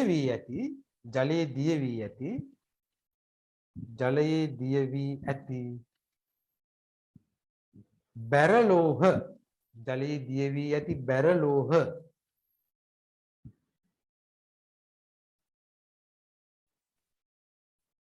ඉවත් කිරීම සඳහා ජලයේ දිය වී ඇති බැරලෝහ ඉවත් කිරීම සඳහා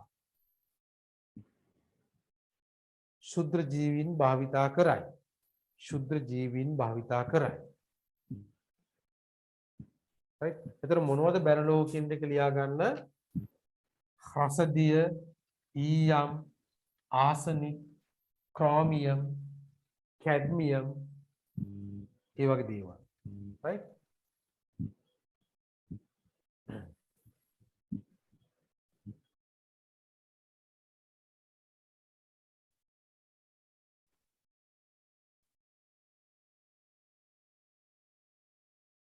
right තුන්වෙනි එක ලියා ගන්න ජෛව හායනය right ජෛව හායනය අපි කියන biodegradable right ජෛව හායනය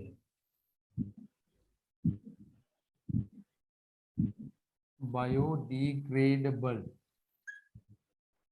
ජෛව හායන biodegradable ජෛව හායන කියන එකේ වරහන් ඇතුළේ right biodegradable ප්ලාස්ටික් නිපදවීම සඳහා right biodegradable ප්ලාස්ටික් නිපදවීම සඳහා ශුද්‍ර ජීවීන් භාවිතා කරයි right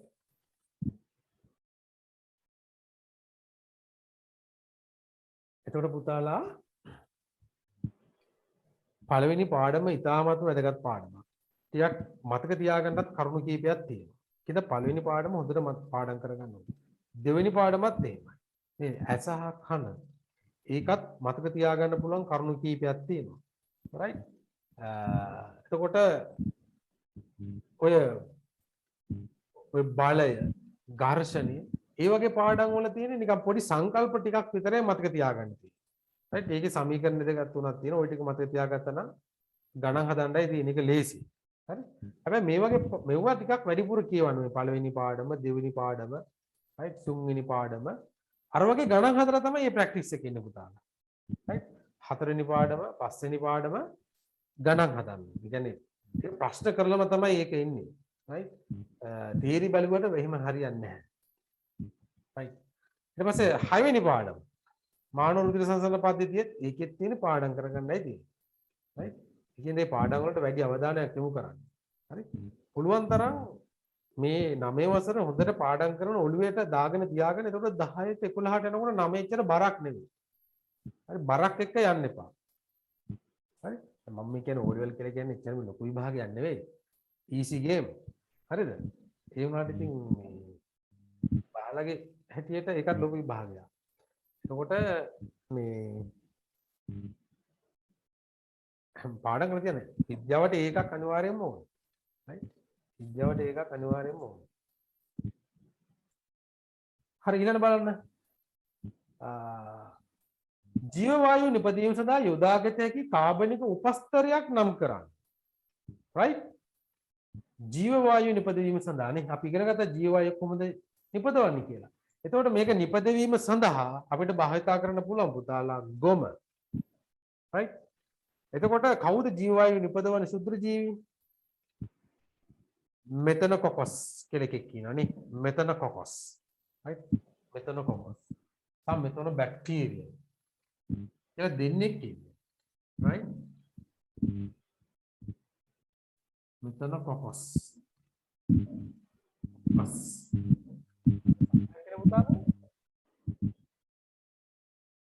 මයික් එකක් මොකක් හරි සද්දයක් right මෙතනොකොකස් right මෙතනොකොකස් අනිත් එක තමයි මෙතනොබැක්ටීරියා right අනිත් එක තමයි මෙතනොබැක්ටීරියා මෙන්න මුන් දෙන්න තමයි ජීව වායු නිපදවන්න උදව් කරන්නේ right මෙතනොබැක්ටීරියා එතන මේගොල්ලෝ ඉන්නවා ගොම තුල ඉන්නවා ස්වභාවිකම ගොම තුල ඉන්නවා right එතකොට ගොම ගන්න පුළුවන් අපිට මේ වැඩේට කාබනික උපස්තර විදියට ගොම තුල ක්ෂුද්‍ර ජීන් ඉන්නවා ඊට අමතරව පිදුරු භාවිතා කරන්න පුළුවන් පිදුරු ඊට අමතරව සැල්වීනියා ශාක දාන්න පුළුවන් ඒ වගේම තමයි අපි ඉවතලන ආහාර ද්‍රව්‍ය දාගන්නත් පුළුවන් right අපි ඉවත් කරන එළවලු වල කෑලි ඊට පස්සේ මස් මාළු වල මේ අපද්‍රව්‍ය මේ වැඩේට භාවිතා කරන්න පුළුවන් right යාගන්න එතන ගොම පිදුරු ඉවතලන එළවලු පළතුරු ආහාර සැල්වීනියා ශාක යොදා ගන්න පුළුවන් right ඔය දැන් තියෙනනේ පුතාලා දැන් වැව් වල එහෙම ඔය සැල්වීනියා කියලා කියන්නේ බෝ වෙනවා ජපන් ජබරත් බෝ වෙනවා නේ වැව් වහගෙන තියෙන්නේ right ඒතර වැවක් පිරිසිදු කරනකොට අපි ඔය ගන්න එකතු කරගන්න මේ ශාක මේ වැඩේට භාවිත කරන්න පුළුවන් right පොහොර හදන්න ගන්න පුළුවන් අපේ වැඩේ කියන්නේ මෙහෙමයි පුතාලා පොහොර කියලා කියන්නේ ඒතර පොඩි අවුලක් තියෙනවා ඔය බීජ තියෙන්න පුළුවන් නේ අර පොහොර වල උන්ගේ බීජ තියෙන්න පුළුවන් නේ එතකොට ආයෙත් ඒක ශේෂ්ත්‍රයට එකතු වෙනවා ඊට පස්සේ ඒ ශේෂ්ත්‍රයේ තියෙන ජලය සෝදගෙන ගියාම ආයෙත් පහළ තියෙන ජලාශ වලට එකතු වෙනවා right ඒක හොඳම වැඩේ තමයි ඔය අරගෙන මොනවද කරන්න ඕනේ ජීව වායුව හදන එක තමයි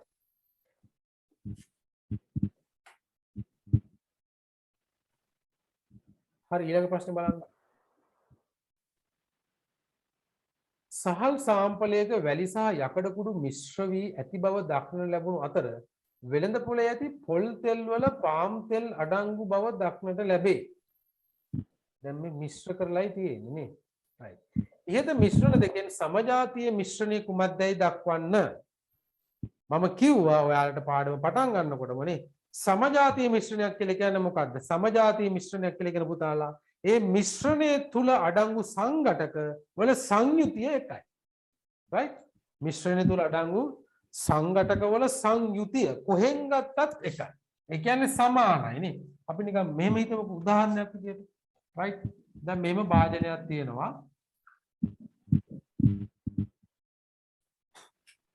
right? ඒ භාජනය තුල A B A B A B A B කියන සංඝටකය තියෙනවා. right? එතකොට A කියන සංඝටකය අපි මෙතනින් ගත්ත සාම්පල් එකක්. මෙතනින් සාම්පල් එකක් ගත්තා. ගත්තම එතන A කියන සංඝටකයේ තියෙනවා 130ක්. B කියන සංඝටකයේ තියෙනවා 170ක්. එතකොට මේ මෙතනින් ගත්ත සාම්පල් එකේ මේකේ තමයි සංයුතිය. ඊට පස්සේ අපි මෙතන උණු ගන්න සාම්පල් එකක්. අරගෙන එයාගේ සංයුතිය බලන්න. එතරම් බලනකොට A වල සංයුතිය 130යි B වල සංයුතිය 170යි. තවත් තැනකින් ගන්නවා. ඒත් එහෙමයි මේ විදිහම. අන්න ඒකයි කියන්නේ කොහෙන් ගත්තත් සංයුතිය එකයි. අන්න ඒවට කියන අපි මොනවද කියන්නේ? සමජාතීය මිශ්‍රණය. right? විෂම ජාතීය මිශ්‍රණය කියන්නේ පුතාලා විෂම ජාතීය මිශ්‍රණය කියන්නේ එක තැනකින් ගත්තම A 50යි අනිත් තැනේ B 50යි. තවත් තැනකින් ගත්තම A 30යි අනිත් තැනේ B 70යි. right? අනිත් තැනේ A 60යි B 40යි. ඒ කියන්නේ සංයුතිය තැනින් තැනට වෙනස්. අන්න ඒවට තමයි අපි කියන්නේ මොනවද? විෂම ජාතීය මිශ්‍රණය. එතකොට පොල් තෙල් පාම් තෙල් එකට මිශ්‍ර කරපුවාම ওই දෙක හොඳට එකට මිශ්‍ර වෙනවා. right? ඒ කියන්නේ සමජාතීය මිශ්‍රණයක් තමයි එතන ලැබෙන්නේ. හරි? නමුත් වැලි හා යකඩ කුණු මිශ්‍ර කරපුවාම පුතාලා වැලි යකඩයි සමානව මිශ්‍ර වෙන්නේ නැහැ ඒක. right? එහෙම මිශ්‍ර වෙන්නේ නැහැ. එක තැනක වැලි වැඩි අනිත් තැනක යකඩ වැඩි. ඒ වගේ. right? ඒතර මෙතන බලපුතාව සත්‍ය කවිශ්කගේ මෛත්‍රිකේ පොඩි දැන. right? එතකොට මෙතන ඉහත මිශ්‍රණ දෙකෙන් සමජාතීය මිශ්‍රණය තමයි පොල් තෙල්. right? අපි දැන් මෙහෙම අද පන්තිය ටිකක් පරක් වෙලානේ පටන් ගත්තේ. ඒකින්ද අපිට මේ මුළු පේපර් එකම අද සාකච්ඡා කරන්න බැරි වෙයි. අපි බලමුකෝ right? ඉතින් ලීව් වෙන්න එපා ක්ලාස් එකෙන් නේ. සහල් පිරිසිදු කිරීමට අනෙක් සංඝටක ඉවත් කිරීමේ ක්‍රම සහ එම ක්‍රම වගේ ඉවත් කරන ද්‍රව්‍ය පහත වගුවේ දක්වන්න. මෙම වගුව පිළිතුරු පත්‍රයේ පිටපත් කරන්න. ඔව්. එතකොට හාල් වලින් වැලි සහ යකඩ කොහොමද වෙන් කරන්න පුතාලා? right? සහල් සාම්පලයක වැලි යකඩ ඉවත් කරන ක්‍රම එකක් තමයි වැලි නම් අපිට ගැරීම මගින් ඉවත් කරන්න පුළුවන් වැලි. right? වැලි ඉවත් කරන්න පුළුවන් ගැරීම මගින්. යකඩ කොහොමද ඉවත් කරන්නේ? යකඩ අපිට ඉවත් කරන්න පුළුවන් චුම්බකණය. චුම්බකණය. ඒ කියන්නේ කාන්දමක් අල්ලන් යන්න ඕන. වැලි හාල් ටික හොඳට මෙහෙම තුනීවට අතුරලා උඩින් කාන්දමක් අල්ලන් යන්න ඕන. එතකොට ඒකේ තියෙන යකඩ කුරු ටික ඒකට ඇලෙනවා. right? දැන් මේක පොඩි සාම්පලයක් නෙමෙයි. කරන්න බැරි කම නෙමෙයි සාම්පලයක්. පොඩි ප්‍රමාණයක්. right? ඒතර මෙතන උත්තරේ ලියන්න. සහල් වැලි ගැරීම මගින් යකඩ කුරු චුම්බකණය මගින් චුම්බකණය. right? චුම්බකණය.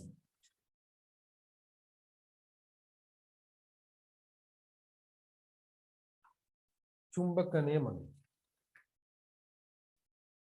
ඒ කියන්නේ කාන්දමක් උඩින් අල්ලන්න එතකොට ඒකේ තියෙන යකඩ කුරු ටික ඇලෙනවා. right?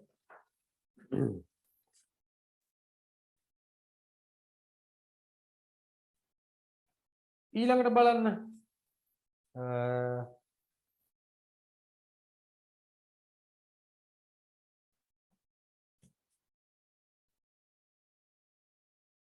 ඔව් හරිනේ ඒකට අපි ලිව්වනේ වෙන් කරන ක්‍රමය මෙතන එකක් තමයි වැලි අනිත් එක තමයි ගල් මේ යකඩ කුළු right හරි ඊළඟ බලන්න ආශ්‍රිත ජලය මිරිදිය කරදිය යන සංසුද්ධ යන ද්‍රව්‍ය සංසුද්ධ නොවන ද්‍රව්‍ය ලෙස වෙන් කරන්න.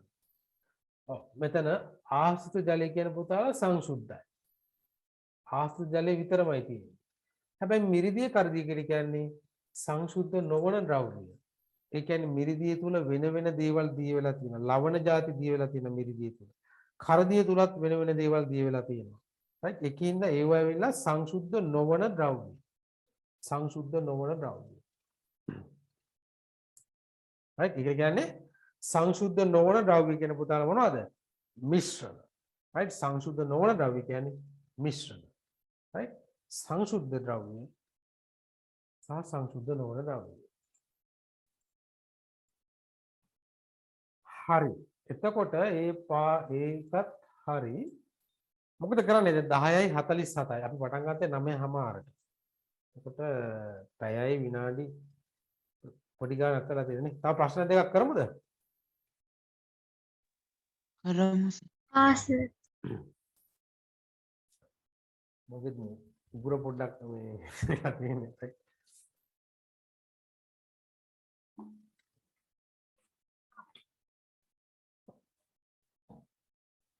දැන් මෙහෙම පුතාලා ඔයාලා දැන් මම මේ ක්ලාස් එක කරන එක දිහා බලන් ඉඳලා හරියන්නේ නැහැ. හරිද? පේපර් එක අනිවාර්යෙන් කරගෙන එන්න ඕන. නැත්නම් වැඩක් නැහැ. හිත මම කියන දේ ආයෙවට වැඩක් නැහැ. ඔයාලා මුලින්ම මේකට ඉන්වෝල් වෙන්න ඕන. වැඩේට සක්‍රිය වෙන්න ඕන. රයිට්? පේපර් එක කරලා අන්න මං කියන දේ අහන් හිටියට කමන්නේ නැහැ. හරි?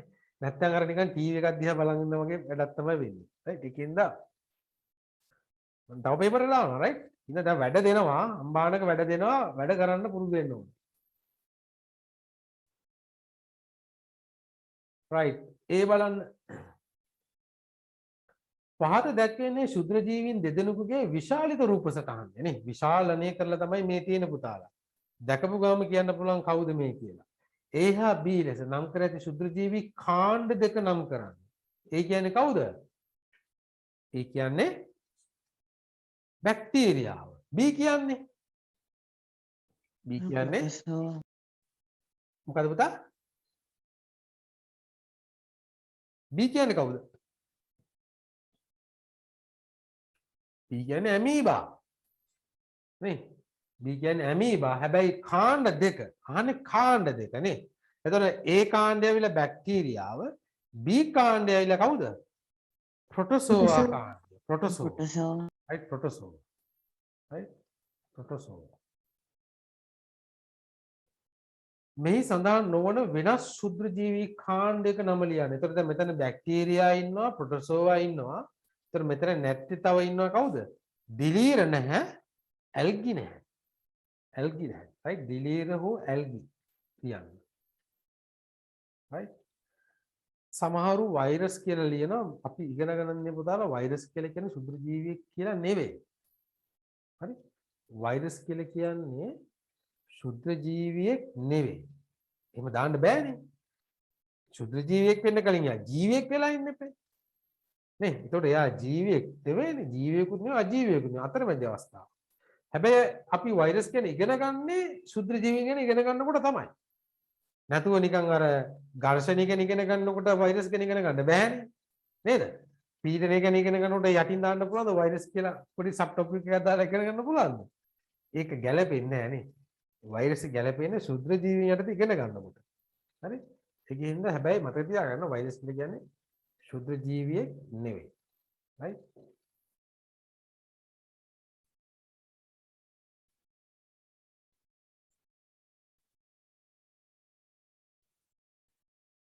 ඊළඟ මොකක්ද දාන්නේ?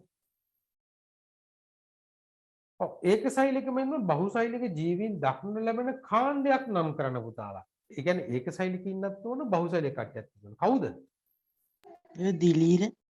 ඔව් දිලීර ලියන්නත් පුළුවන්, ඇල්ගි ලියන්නත් පුළුවන්. right? දිලීර ලියන්න පුළුවන්, ඇල්ගි ලියන්නත් පුළුවන් නේ. දිලීර ගත්තොත් එහෙම දිලීර වල ඊස්ට් කියන්නේ ඒකසෛලිකයි නේ. නමුත් මියුක කියලා කියන්නේ බහුසෛලිකයි. බහුසෛලිකයි. right? ඇල්ගි වලත් එහෙමයි. ඇල්ගි වල ස්පයිරෝගයිරා කියලා කට්ටියක් ඉන්නවා. ඒගොල්ලෝ බහුසෛලික කට්ටිය.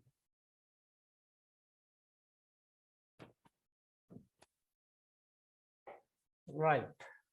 අන්න අහන මං කියපුවනේ. වෛරස් ශුද්‍ර ජීවිකු ලෙස වර්ග නොකිරීමට හේතුවක් ලියන්න. මං කිව්වේ වර්ග නොකිරීමට හේතුවක්. මොනවද හේතුව? හේතු එකක් නෙවෙයි කීපයක්ම තියෙනවා නේ. එකක් තමයි වෛරස් වලට සෛලීය සංවිධානයක් නොමැත. right? වෛරස් වලට සෛලීය සංවිධානයක් නොමැත. කියන්නේ සෛලයක් නැහැ. right? අනිත් එක තමයි වෛරස් වලට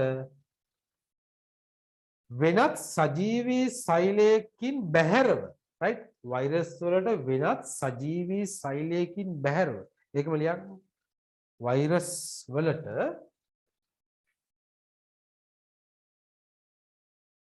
වෙනත් සජීවී සෛලයකින් බැහැරව ස්වාධීනව ගුණණය විය නොහැක ගුණණය විය නොහැක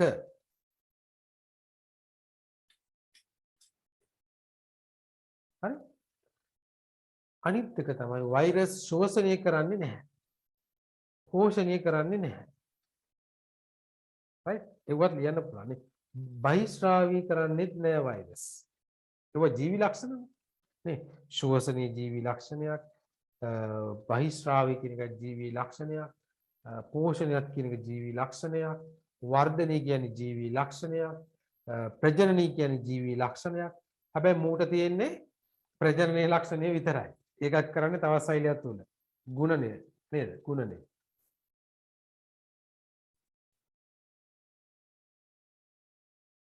හරි ඊළඟ බලන්න මොකක්ද තියෙන්නේ කියලා right ඒකේ B කොටස ශුද්‍ර ජීවීන්ගේ මිනිසාට වාසි මෙන්ම අවාසිද ඇත ඔව් ඒක අපි දන්නවනේ කොහොමද නේ right ආහාර නරක වීම සඳහා බලපාන ශුද්‍ර ජීවී කාණ්ඩ දෙක නම් කරන්න ඔව් ආහාර නරක වීම සඳහා කවුද පුතා බලපාන්නේ බැක්ටීරියා සහ කවුද දිලීර නේ බැක්ටීරියා සහ දිලීර කියන දෙක තමයි බලපාන්නේ වෛරස් එහෙම නෙවෙයි right බැක්ටීරියා සහ දිලීර මිනිසාට අලුවම් ඇති කරන ශුද්ධ ජීවී කාණ්ඩය කවුද අලුවම් ඇති කරන්නේ දිලීරයක් දිලීරයක් ඔව් දිලීරයක් right ඊට පස්සේ යනවා දිලීර මගින් ශාක වලට වැළඳෙන රෝගයක් ලියා දක්වන්න දිලීර තමයි හදන්නේ පිටිපුස් රෝගය හදනවා ඊට පස්සේ කොළ කොඩ වීම කියන රෝගය හදනවා sorry පිටිපුස් රෝගය මැලවීම සහ පශ්චිමාංගමාර right පිටිපුස් රෝගය මැලවීම සහ පශ්චිමාංගමාර ඔන්න දිලීර හදන රෝග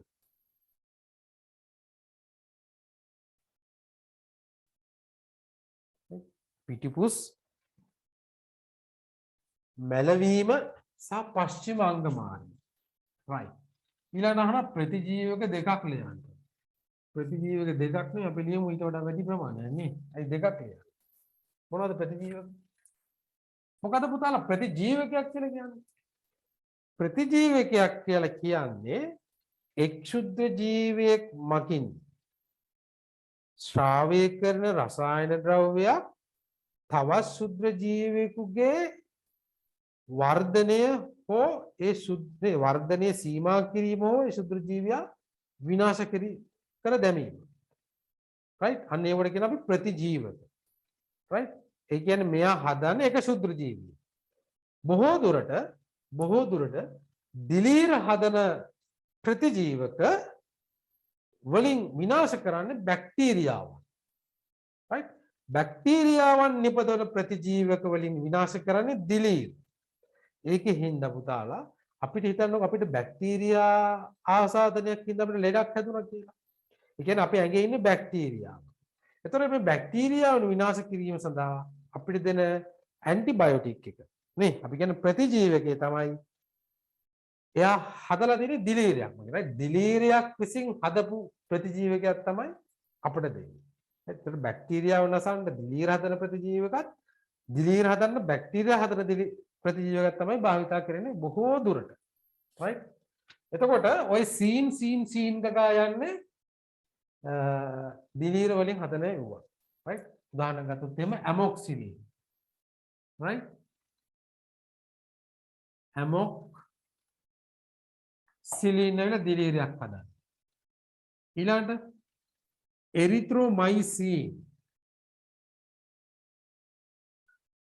එරිත්‍රොමයිසින් ඊට පස්සේ පෙනිසිලින්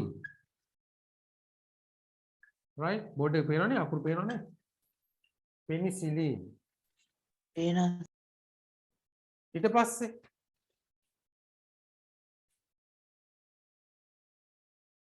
ටෙට්‍රාසයික්ලින් කියලා එකක් තියෙනවා right ටෙට්‍රාසයික්ලින් ටෙට්‍රාසයික්ලින් right එතකොට මේ ඇමොක්සිලින් එරිත්‍රොමයිසින් පෙනිසිලින් ටෙට්‍රාසයික්ලින් මේව හදන්නේ දිලීර right එතකොට තව එකක් තියෙනවා මොනවද ග්‍රීසියෝෆුල්ලින් කියලා එකක් right ග්‍රීසියෝෆුල්ලින් අන්න එයා නම් හදන්නේ බැක්ටීරියාව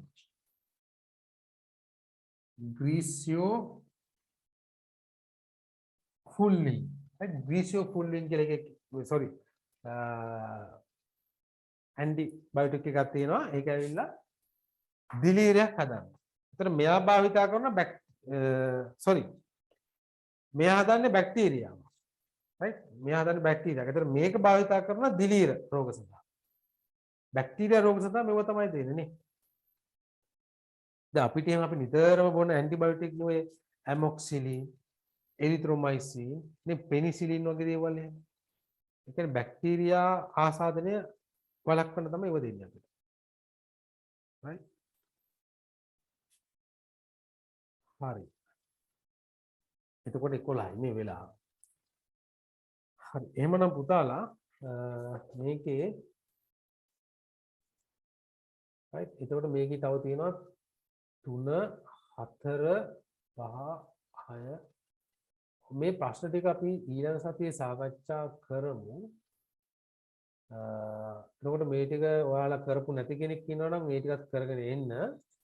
ඊට අමතරව මම තව පේපර්ස් දෙකක් වගේ දාන්නම්. ඒවත් ඔයාලා පුළුවන් විදිහට කරන්න. හරි පොත බලාගෙන හරි කමන්නේ මේවට උත්තර ලියන්නයි ඕනේ. එතකොට තමයි ඔයාලා මේකේ බහැලා ඉන්නේ වැඩේට. ඊට පස්සේ මේ තනියම නේ පේපර්ස් වගේ දෙකක් තුනක් විතර කරලා ඊට පස්සේ තනියම පැය දෙකක් අරගෙන පේපර් උත්තර ලියන්න. උත්තර ලියලා තමන්ව බලන්න ලකුණු කීයක් ගත්තද කියලා. හරි. හරි ලියු වෙන්න එපා. මොනවාරි ගැටලු තියෙනවද? දැන් පුතාලා මෙහෙමයි. ටයිම් එක මට පොඩ්ඩක් කියන්න බෑ ඉතින් right? හරි ඒක out of my control out of my control අපේ රටත් out of control තමයි දැන් තියෙන්නේ නේ right රටත් out of control ඔක්කොම out of control තියෙන්නේ කරන්න දෙයක් නැහැ දැන් හරි ඔයාලා යාළුවෙම ඉන්නවා නම් මේ පන්තිට එකතු කරගන්න අර මේ යාළුවෙම ඉන්නවා නම් right නැත්නම් යාළුවෙක් contact එකක් තියෙනවා නම් මට එවන්න හරි මම යවන්න මැසේජ් එකක් යාළුවගේ ගෲප් වල එහෙම තියෙන කන්ටැක්ට්ස් නම්බර්ස් එහෙම තියෙනවා පුළුවන් ස්ක්‍රීන්ෂොට් එකක් ගහලා හරි ගමන්න එවන්න මම ඊට පස්සේ යවන්න යාළුවට හරිද පෝස්ට් එකක් යවන්න සම්බන්ධ වෙන්න පුළුවන් දරුවන් ඉන්නවම සම්බන්ධ වෙයි